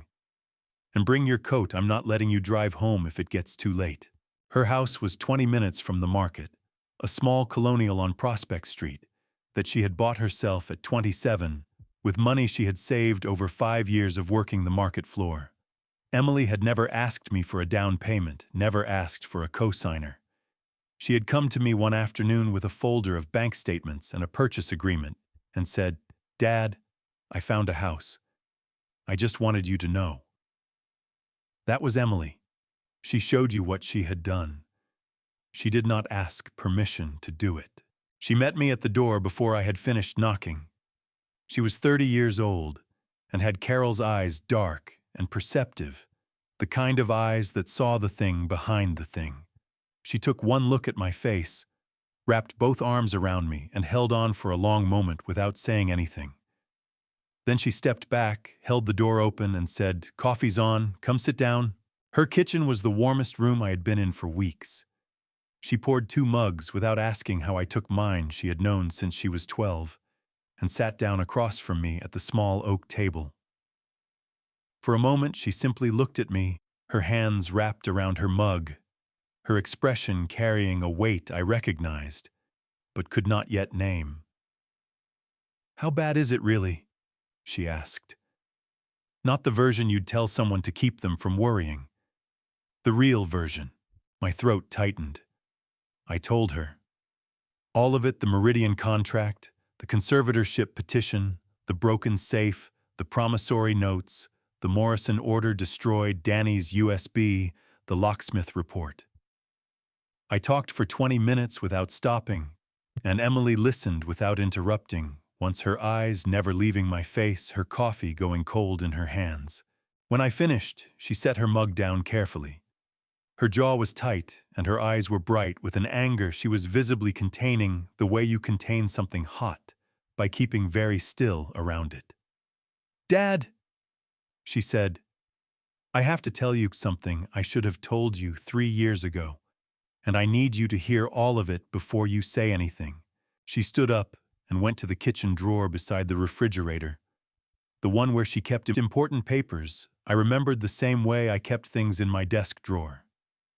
She came back with a small spiral notebook well worn at the corners and set it on the table between us. I found Michael's debt notebook in the back seat of your truck in 2022, she said. The week after the cold storage incident, you had driven me to pick up a supplier order and left me in the truck for 20 minutes while you talked to Jack. I was looking for a pen, and I found it wedged between the seat and the door.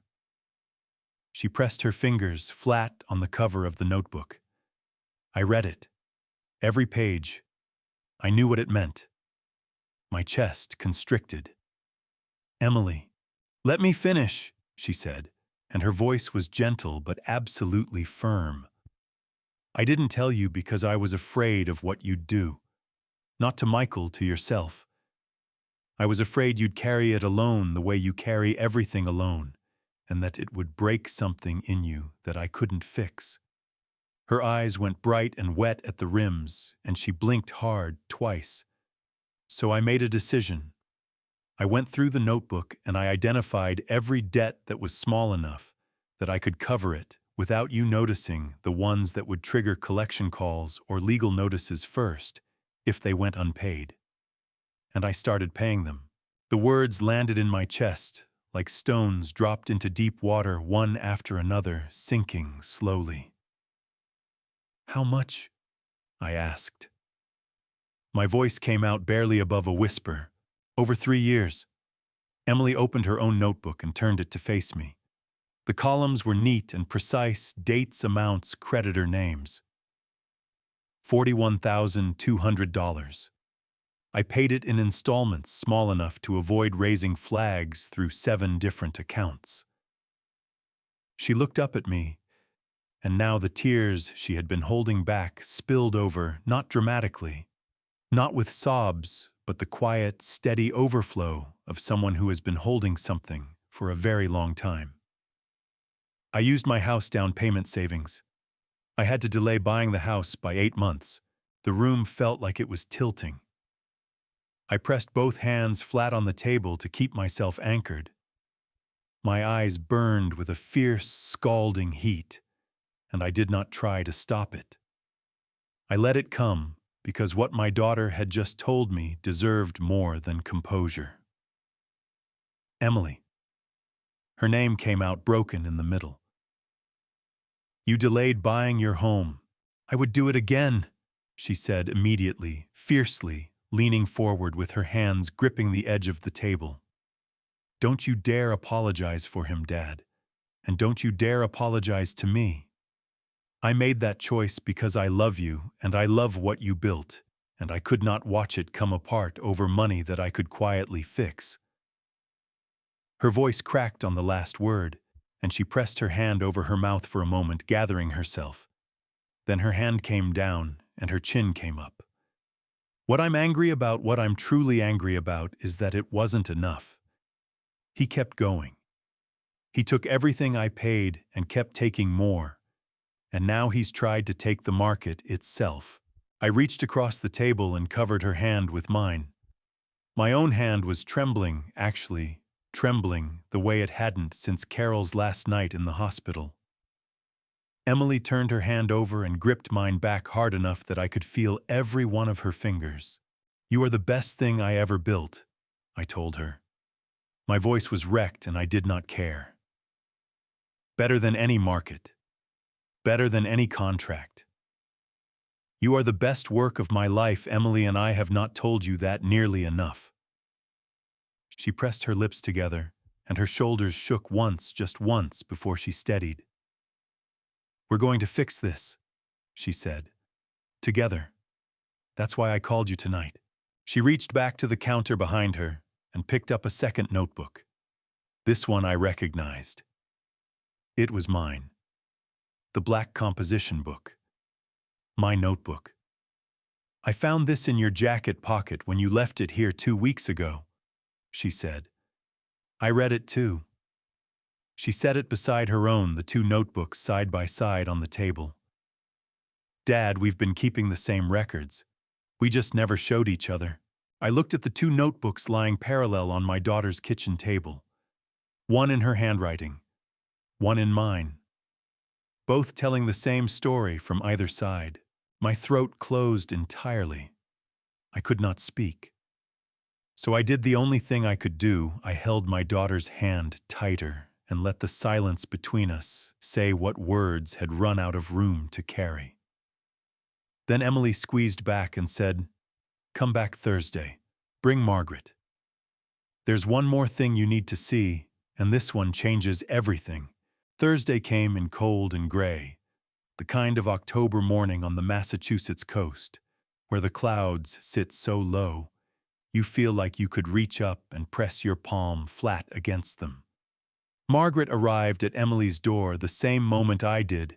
We had not planned it that way, but it felt appropriate, the two of us standing on the front step together with our coats pulled tight against the salt wind. Emily opened the door before either of us knocked. She had been watching for us, I realized. She was dressed for a work day, the Hayes seafood market fleece she wore most mornings. Her dark hair pulled back, her face composed in the careful way of someone who has rehearsed staying calm for something that is not calm at all. "Come in," she said. "I made coffee. You're both going to want it." She had set up the kitchen table deliberately, 3 chairs, 3 mugs, and in the center, a folder of documents held together with a binder clip. Margaret sat across from Emily and pulled her legal pad from her bag without being asked. I sat at the end of the table between them, the position that felt in that moment exactly right between the woman who had been protecting our family and the woman who had built a case out of what she found. "Show me what you have," Margaret said. Not unkindly, but directly, the voice of someone who respects the other person enough not to soften the transaction. Emily opened the folder and slid the top document across to Margaret. "I found this when I was helping Dad organize the market's financial records 2 weeks ago," she said. "It's an internal transfer record from October 2021. $80,000 moved from the Hayes Seafood Market operating account to my father's personal account." The memo line reads, "Personal loan, MH." Margaret picked up the document and read it with the focused stillness of a woman who has learned to show nothing on her face when the stakes are high. Her pen did not move. Her expression did not change. But I saw her draw a single long breath through her nose before she set the paper down. "Walter," she said, turning to me. "Was this authorized?" My hands were folded on the table in front of me. I looked at them for a moment. The hands of a 68-year-old man who had spent 40 years pulling rope and lifting crates and repairing things, and then I looked up. "Michael moved that money without my knowledge or approval," I said. "Under Massachusetts law, what he did constitutes larceny by an employee, embezzlement. When an employee takes funds from an employer without authorization, it is a criminal offense that carries up to 5 years imprisonment for amounts over $250.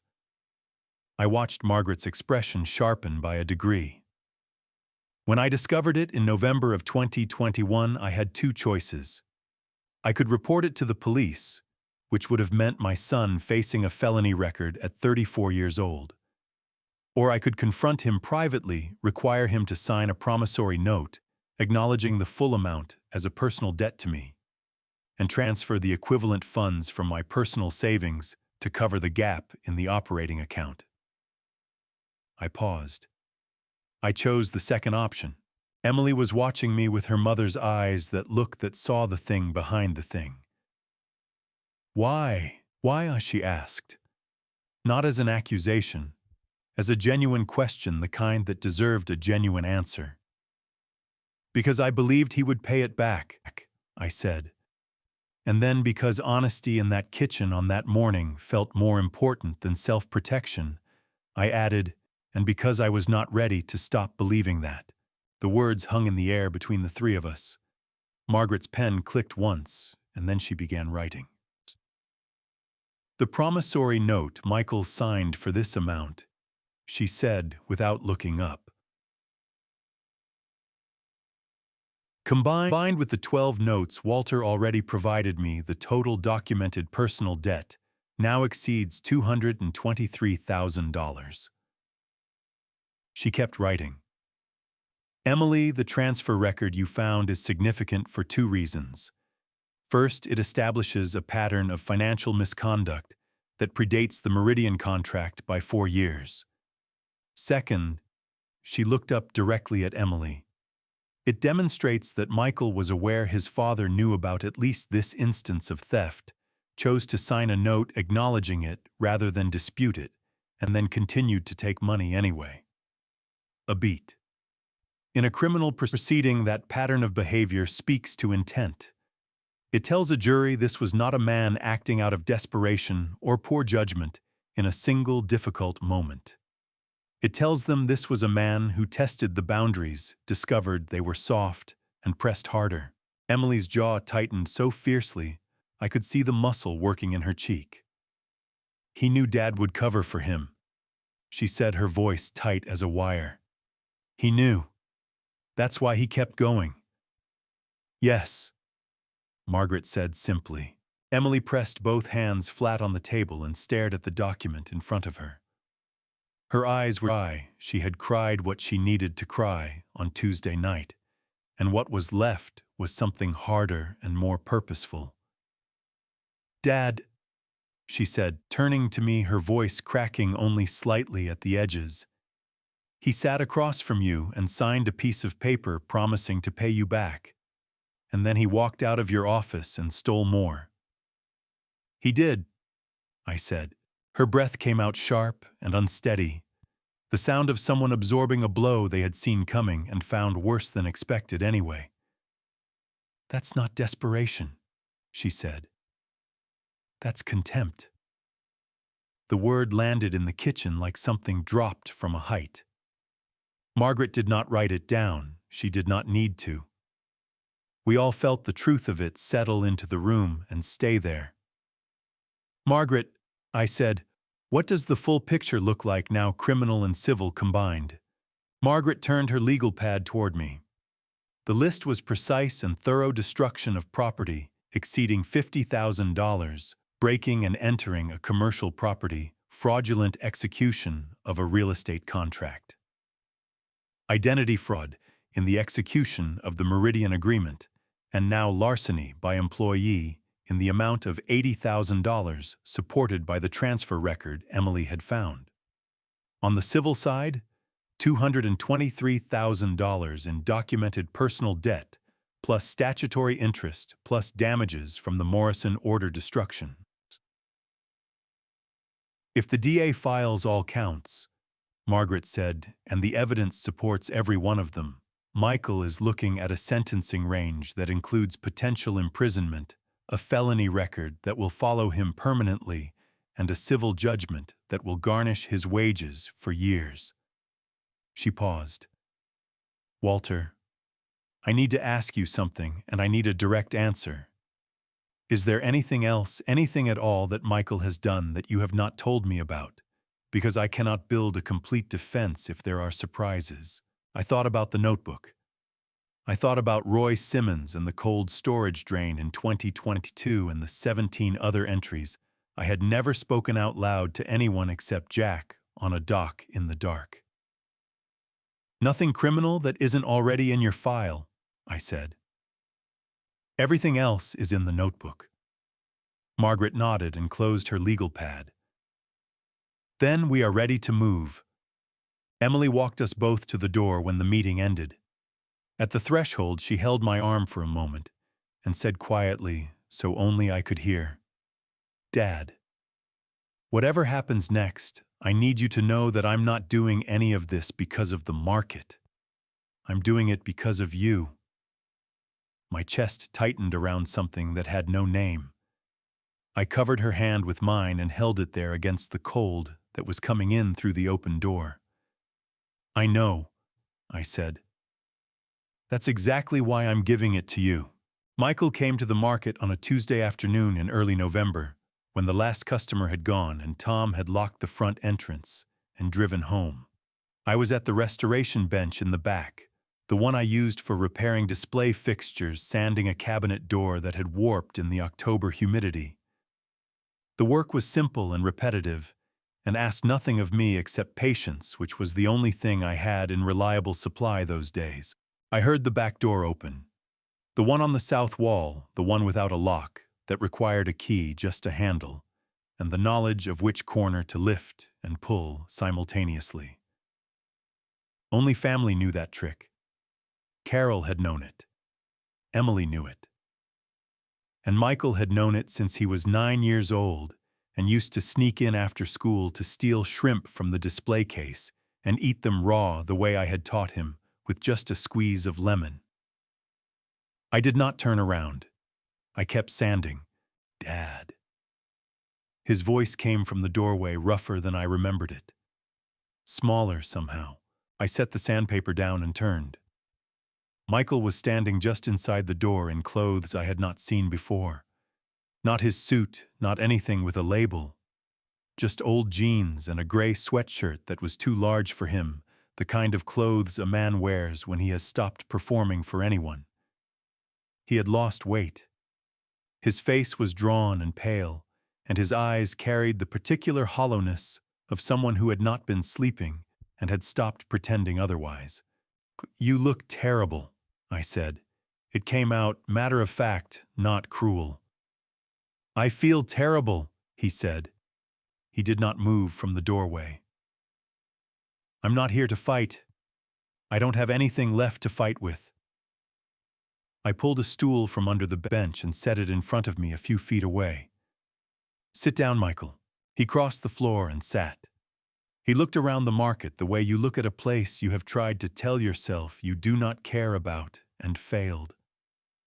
His eyes moved over the display cases, the steel prep tables, the old clock on the wall that had been there since 1989.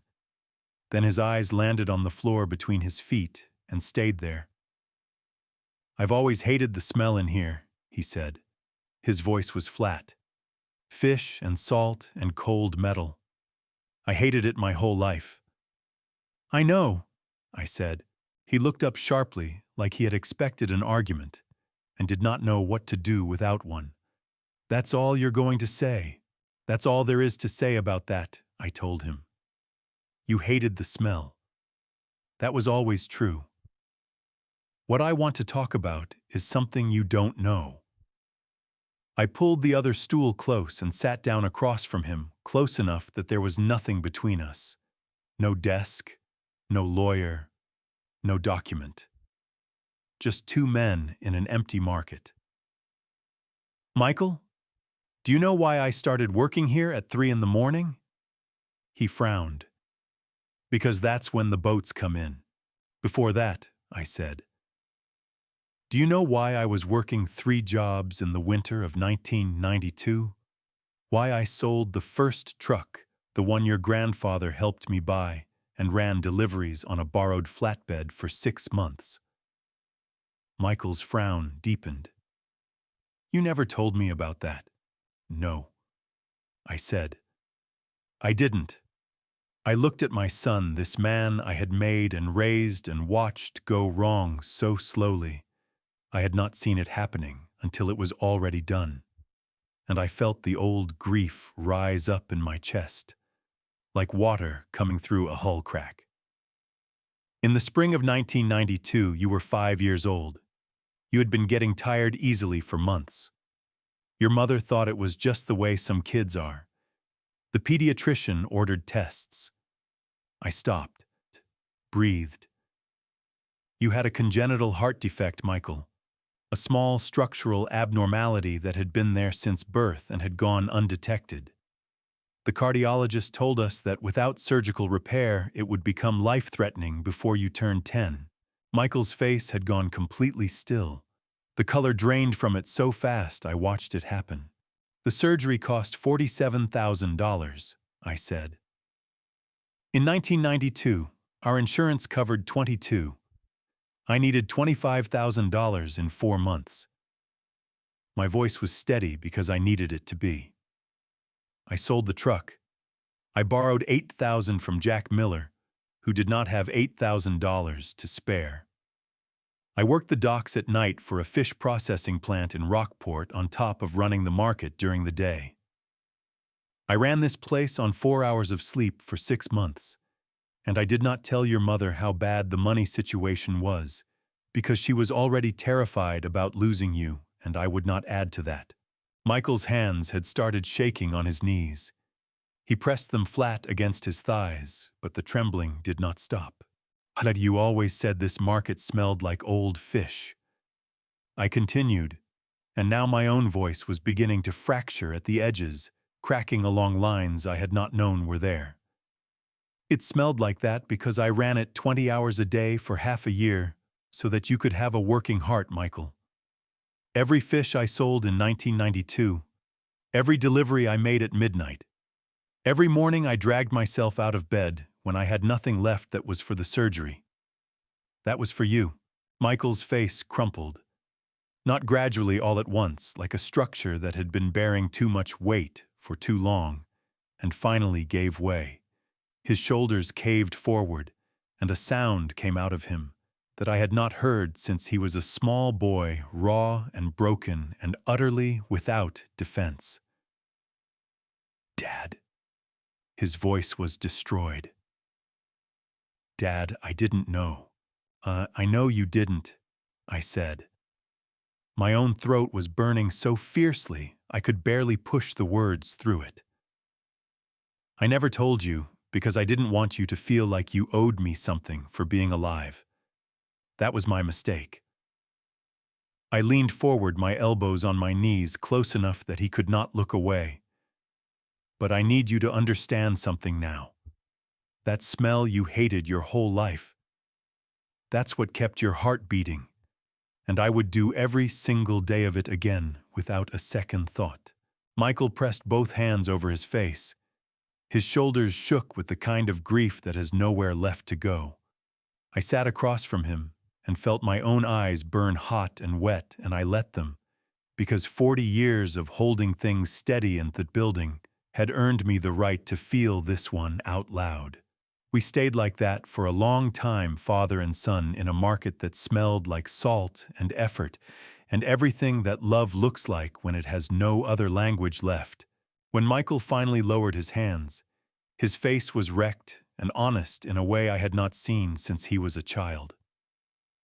He opened his mouth, closed it, then said in a voice barely above a breath, "What do I do now, Dad?" I reached into my jacket and pulled out Margaret's business card, held it out across the space between us. "You call her," I said, "and you ask her the total, every dollar, every cent." The Essex County Courthouse sits on a hill above Gloucester Harbor. On a clear morning, you can see the water from the front steps, a gray-green strip of Atlantic that goes on forever in one direction and ends at my dock in the other.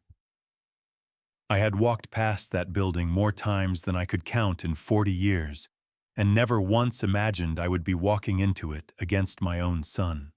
The morning of the hearing, the fog was so thick I could not see the harbor at all. Jack drove me.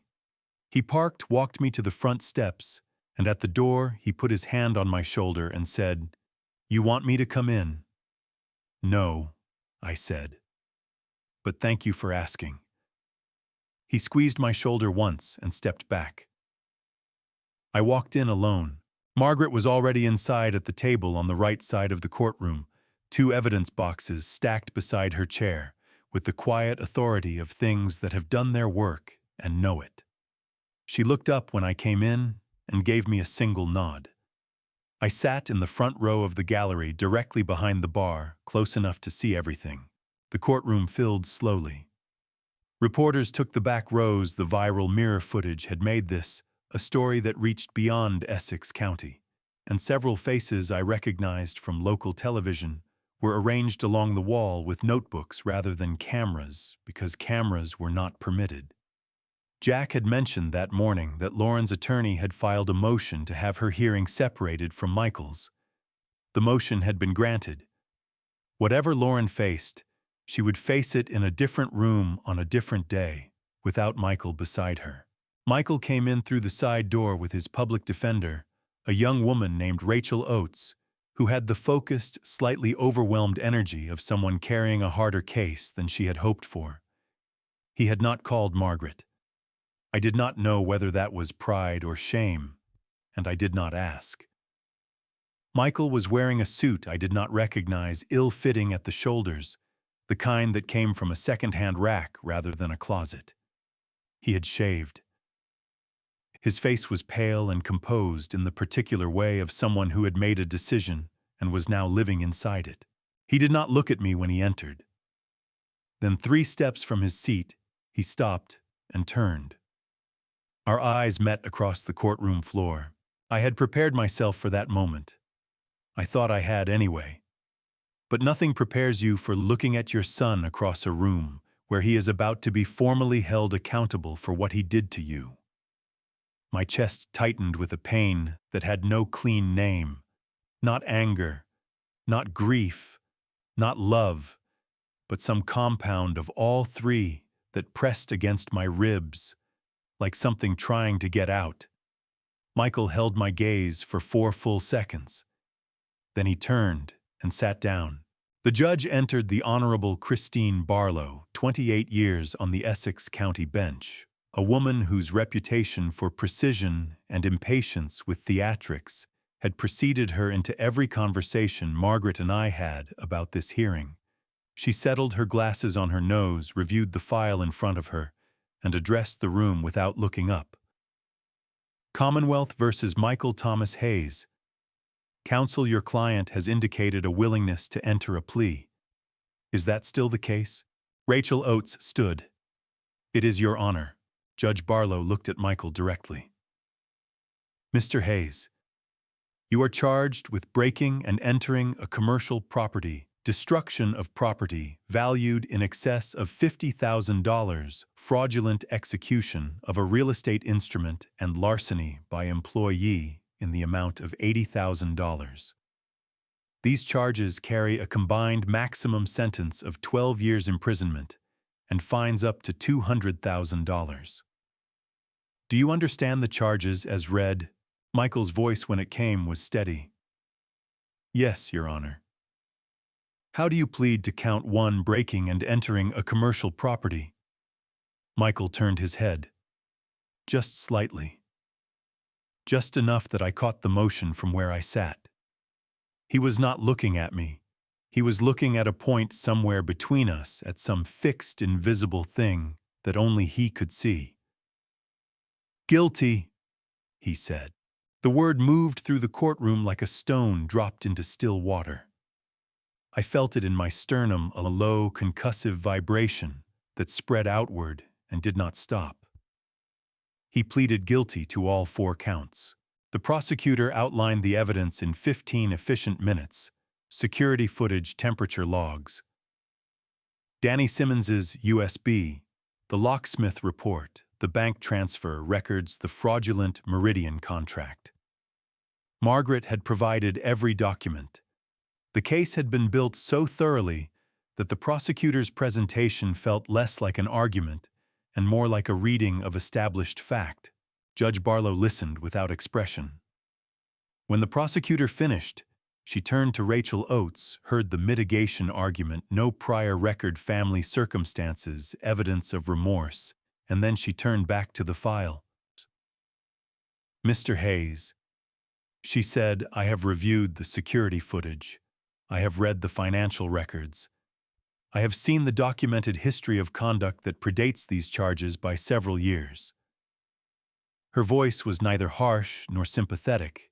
It was simply precise, the voice of a woman who had seen enough to know the difference between a man who made a terrible mistake and a man who made a series of calculated choices. This court does not sentence impulse. It sentences pattern, and the pattern here is clear. She sentenced Michael to 3 years probation, $200,000 in restitution, to be paid at 18% annual interest, 400 hours of community service, and a permanent felony record.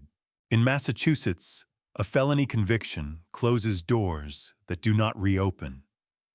Professional licenses become inaccessible. Background checks flag the record permanently. The future Michael had imagined, the one built on my market's land and Meridian's money, was no longer structurally possible. When the session ended, Michael stood and his attorney gathered her papers. I stood in the gallery and waited. Margaret touched my arm and said quietly, "I'll meet you outside," and stepped away to give us what was coming. Michael walked toward the gallery exit and stopped 2 feet in front of me. His jaw worked. His eyes were red at the rims but dry. He had used up his tears in the market 2 weeks ago, and what was left was something rawer and more permanent. "I destroyed your life over things," he said. His voice cracked on the last word. over wood and steel and freezer units. You destroyed 40 years, I said. But you didn't destroy the 41 it took to build you. I held his gaze. Call Margaret's office when you're ready to talk about what comes next. She's expecting to hear from you. Michael's throat moved. He pressed his lips together hard, turned, and walked toward the stairwell. Jack appeared at my elbow from somewhere I had not seen him come from, solid and quiet, and exactly where he needed to be. Ready, Jack said. No, I said honestly. But let's go anyway. November in Gloucester comes in cold and stays cold.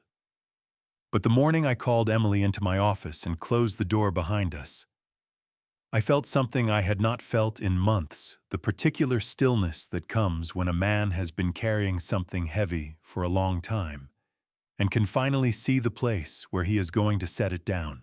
Tom was there too, standing near the window with his hands folded in front of him. He had dressed more carefully than usual, button-down shirt, the good one he wore for supplier meetings. He had not asked why I wanted him present. He already knew. Emily came in and looked at the transfer documents spread across my desk, and her breath caught audibly a small, sharp intake that she tried to cover by pressing her lips together. She did not quite manage it. "Dad," she said. Her voice was unsteady in a way I had never heard from her before. "Is this—" "Sit down, Emily," I said. "There's something I need to tell you first, before you sign anything." She sat. Tom straightened by the window. I leaned forward with my elbows on the desk and looked at my daughter. "So Margaret discovered something when she was investigating Lauren's debt situation," I said. "The private lending group Lauren borrowed from, they are not a legitimate financial institution. They operate outside state oversight, and the people they send to collect unpaid debts do not use attorneys or court filings." I watched Emily's face tighten with understanding as I continued. If Michael had walked away from all of this without a criminal record, without a probation officer, without a documented legal history, those people would have had no reason not to come directly to him when Lauren defaulted. A man with no fixed address, no employer, no supervising officer, and no paper trail is very easy to make disappear quietly. Emily's hand came up to her mouth. Her eyes went wide and dark with a horror she had not anticipated. "The probation record," she said through her fingers. "The community service hours. The restitution payments. Give him structure," I said.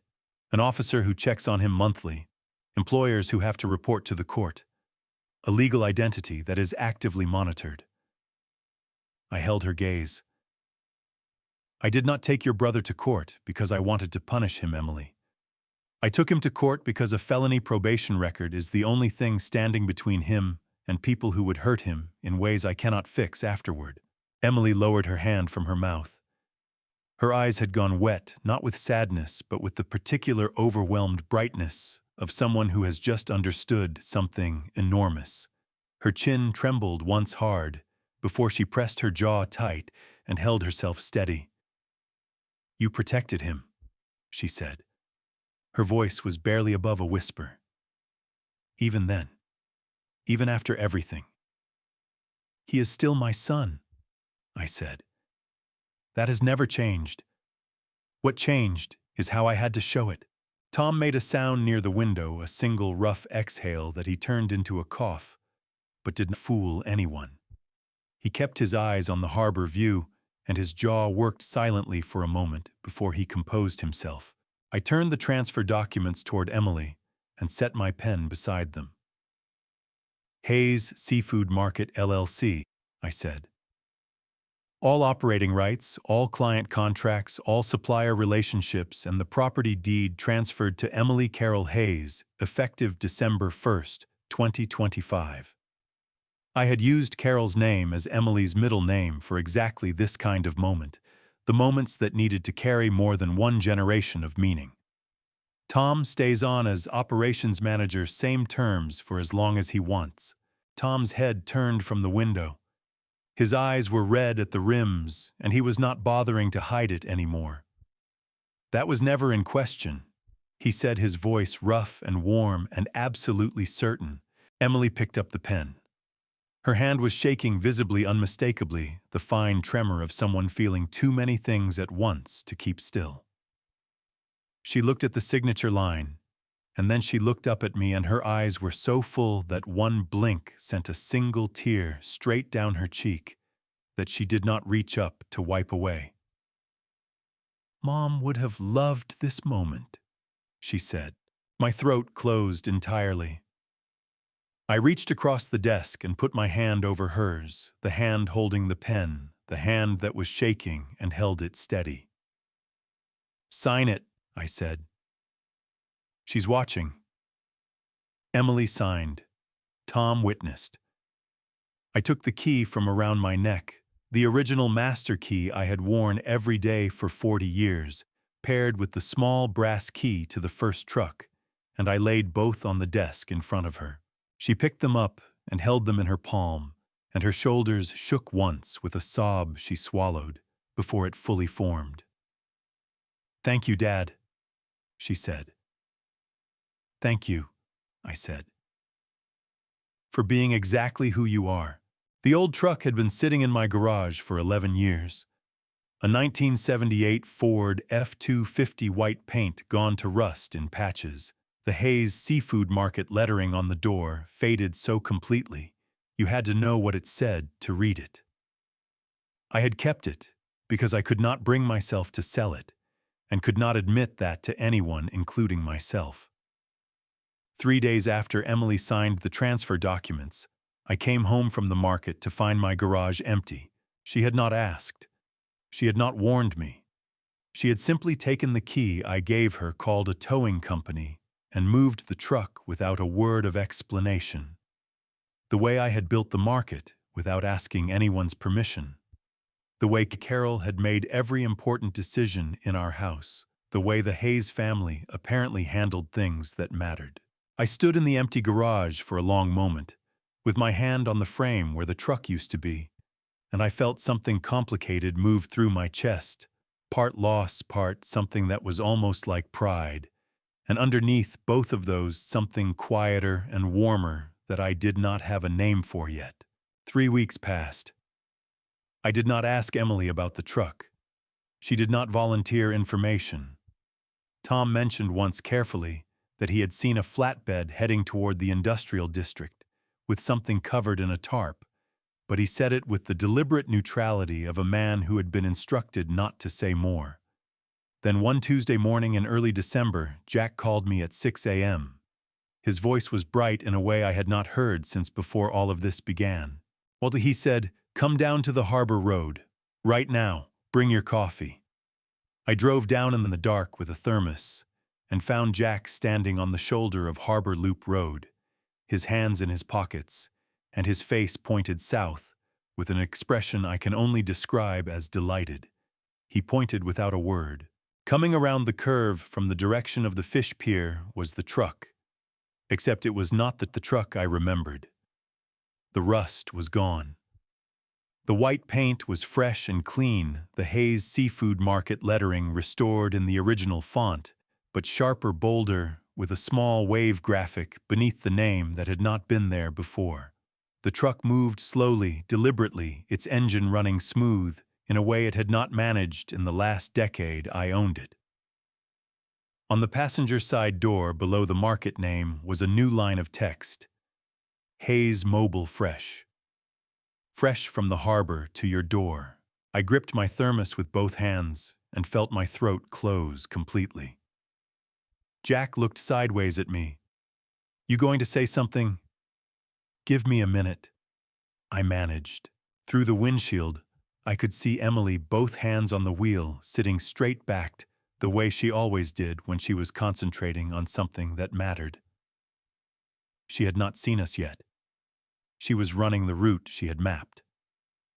I learned later she had planned 7 fixed stops across Gloucester with a live GPS feed on the market's new website, so customers could track the truck in real time. When she passed our position on the road, she spotted us. She did not slow down, she was on a schedule, but she leaned on the horn twice.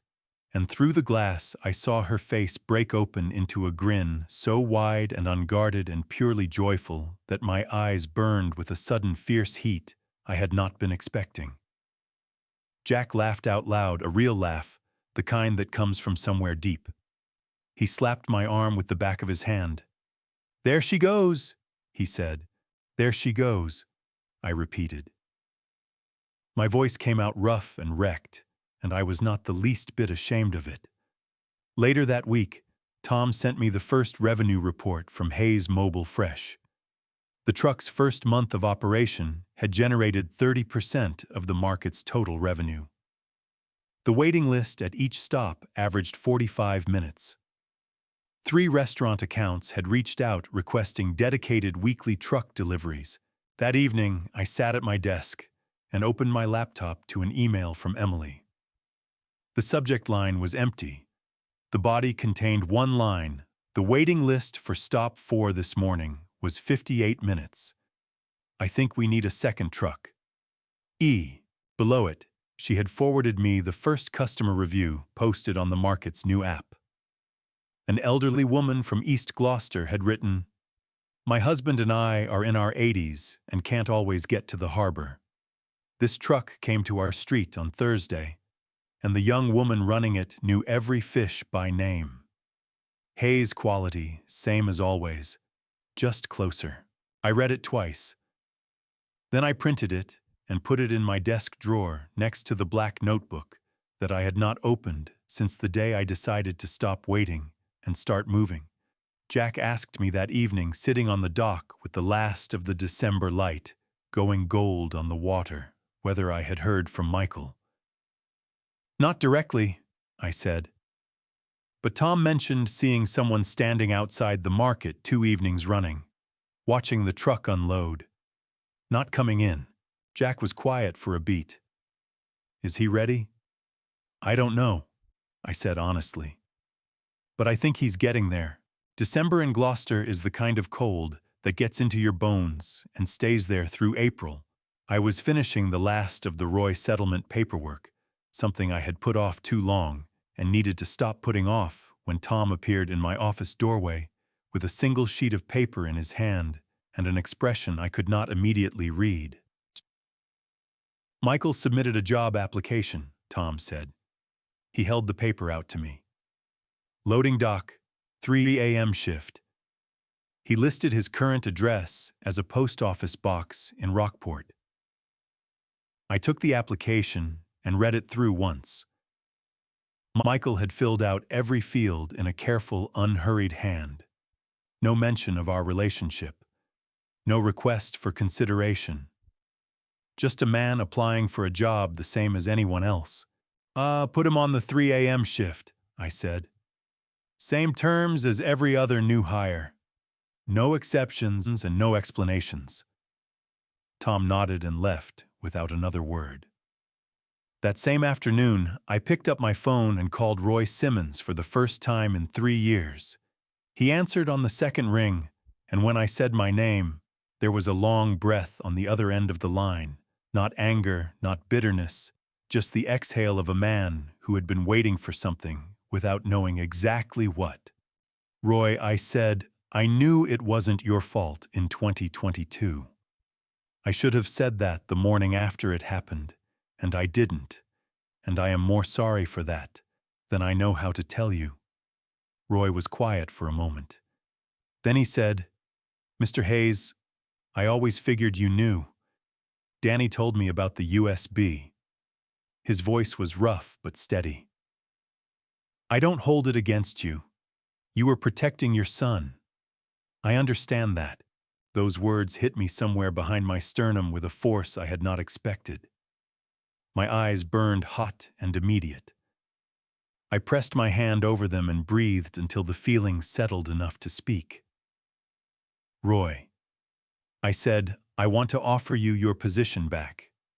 Senior dock manager, full benefits, the salary we should have been paying you for the last 3 years. I stopped. You don't have to say yes, but I needed to ask. Roy did not hesitate. Yes, he said. Simply, completely, without condition. When do I start? The relief that moved through me was so profound, my hand shook when I put the phone down.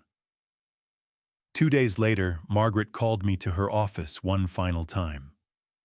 She had the last document in the file, a sealed envelope containing the certificate of title for the 1978 Ford F-250, transferred from my name to Michael Thomas Hayes, along with a smaller envelope inside, that I had asked her to include.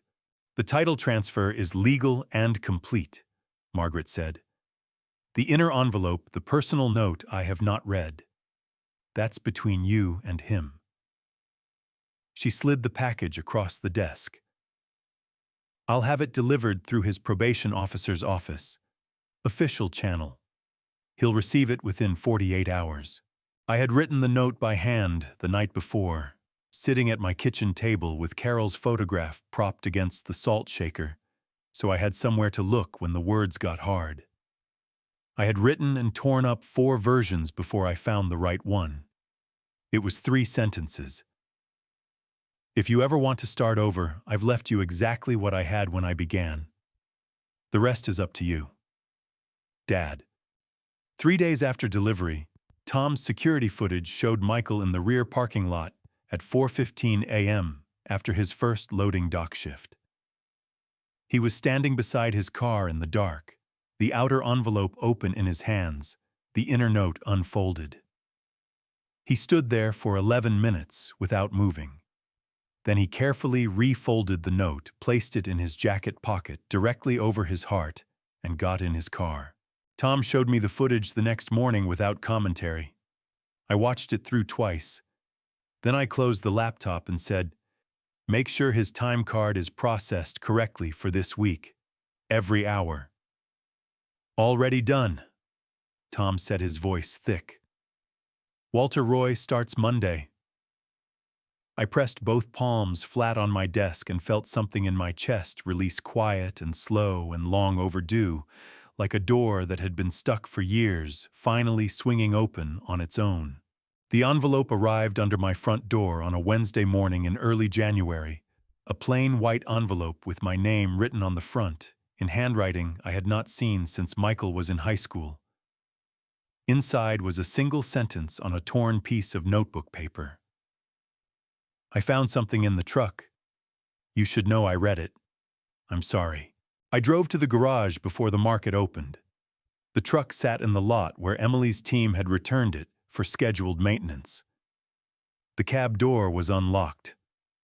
On the passenger seat, open and face up, was my old logbook, the narrow, spiral-bound record I had kept in the truck's glove compartment through the 90s and had assumed was lost when I retired the vehicle. It was open to a page from October of 1997. I picked it up with both hands, my fingers unsteady, and read. Every page was a record of the business weights, prices, route times, fuel costs. But in the margins, in smaller writing, in the particular cramped script I used when I was writing something I did not want to lose, were notes I had forgotten I made. Delivery runs logged beside Michael's first day of school today. Fuel receipts beside Michael's birthday, he liked the bike. A record of a difficult January beside Michael turns 15 this week. He told me this place is boring. I hope he changes his mind. He had read all of it. Every margin note. Every small record of a father keeping track of his son through the only language he had available, the daily log of a working life.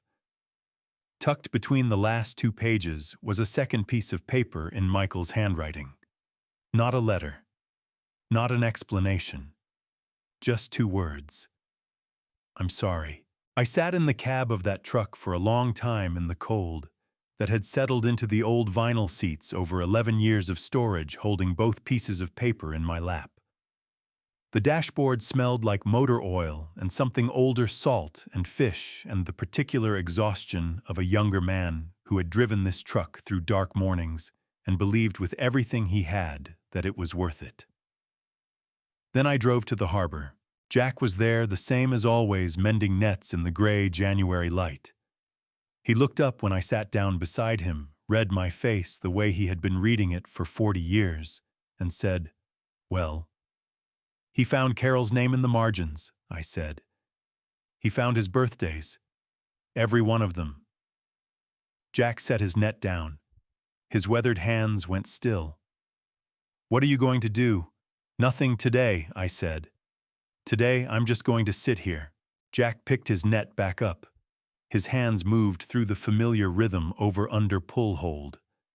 The harbor was flat and gray and cold, and completely itself the way it always was in January, the way it had been every January of my life. Across the water, the Hayes mobile fresh truck was already moving its white roof, catching the thin winter light as it rounded the point and headed toward its first stop of the morning. I watched it go, and for the first time in a very long time, I did not feel the weight of everything I was carrying. I only felt the weight of what remained and found to my surprise that it was something I could hold. There is something I have learned from all of this, something I wish I had understood 40 years ago, when my hands were younger and my patience was shorter. A legacy is not what you leave in a building or a bank account. It is what you leave inside the people who watched you live. Emily did not inherit my market.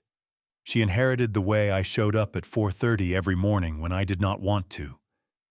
She inherited the decision to keep going when keeping going made no visible sense.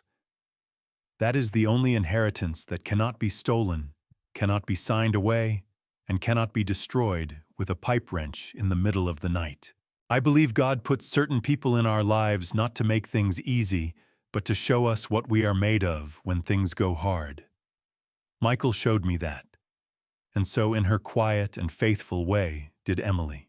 If there is one thing I would ask you to take from my family story, it is this: do not wait the way I waited. Do not keep a notebook of wrongs in the dark and call it patience. Love your children loudly enough that they never have to find it written in the margins of an old logbook. Say the hard thing while there is still time to say it. I am not a perfect father. I made choices I would make differently now, but I kept showing up. And in the end, that is the only part of this grandpa stories that I am truly proud of. This family story is my truth, imperfect, unfinished, and still moving forward, just like that white truck rounding the point every morning. If any part of this grandpa story stayed with you, if it made you think of someone you love or something left unsaid, I hope you will share it with them today. Leave a comment below and tell me what is the one thing you would say to your family if you had the chance. Subscribe to the channel so you never miss the next story. Thank you from the bottom of my heart for staying with me until the very end. And one last thing, some of the stories you will hear on this channel contain fictional elements created purely to illustrate a deeper truth. If that is not the kind of content you are looking for, we completely understand. Please feel free to explore whatever speaks to you. But if you are still here, we are grateful for every single second of your time.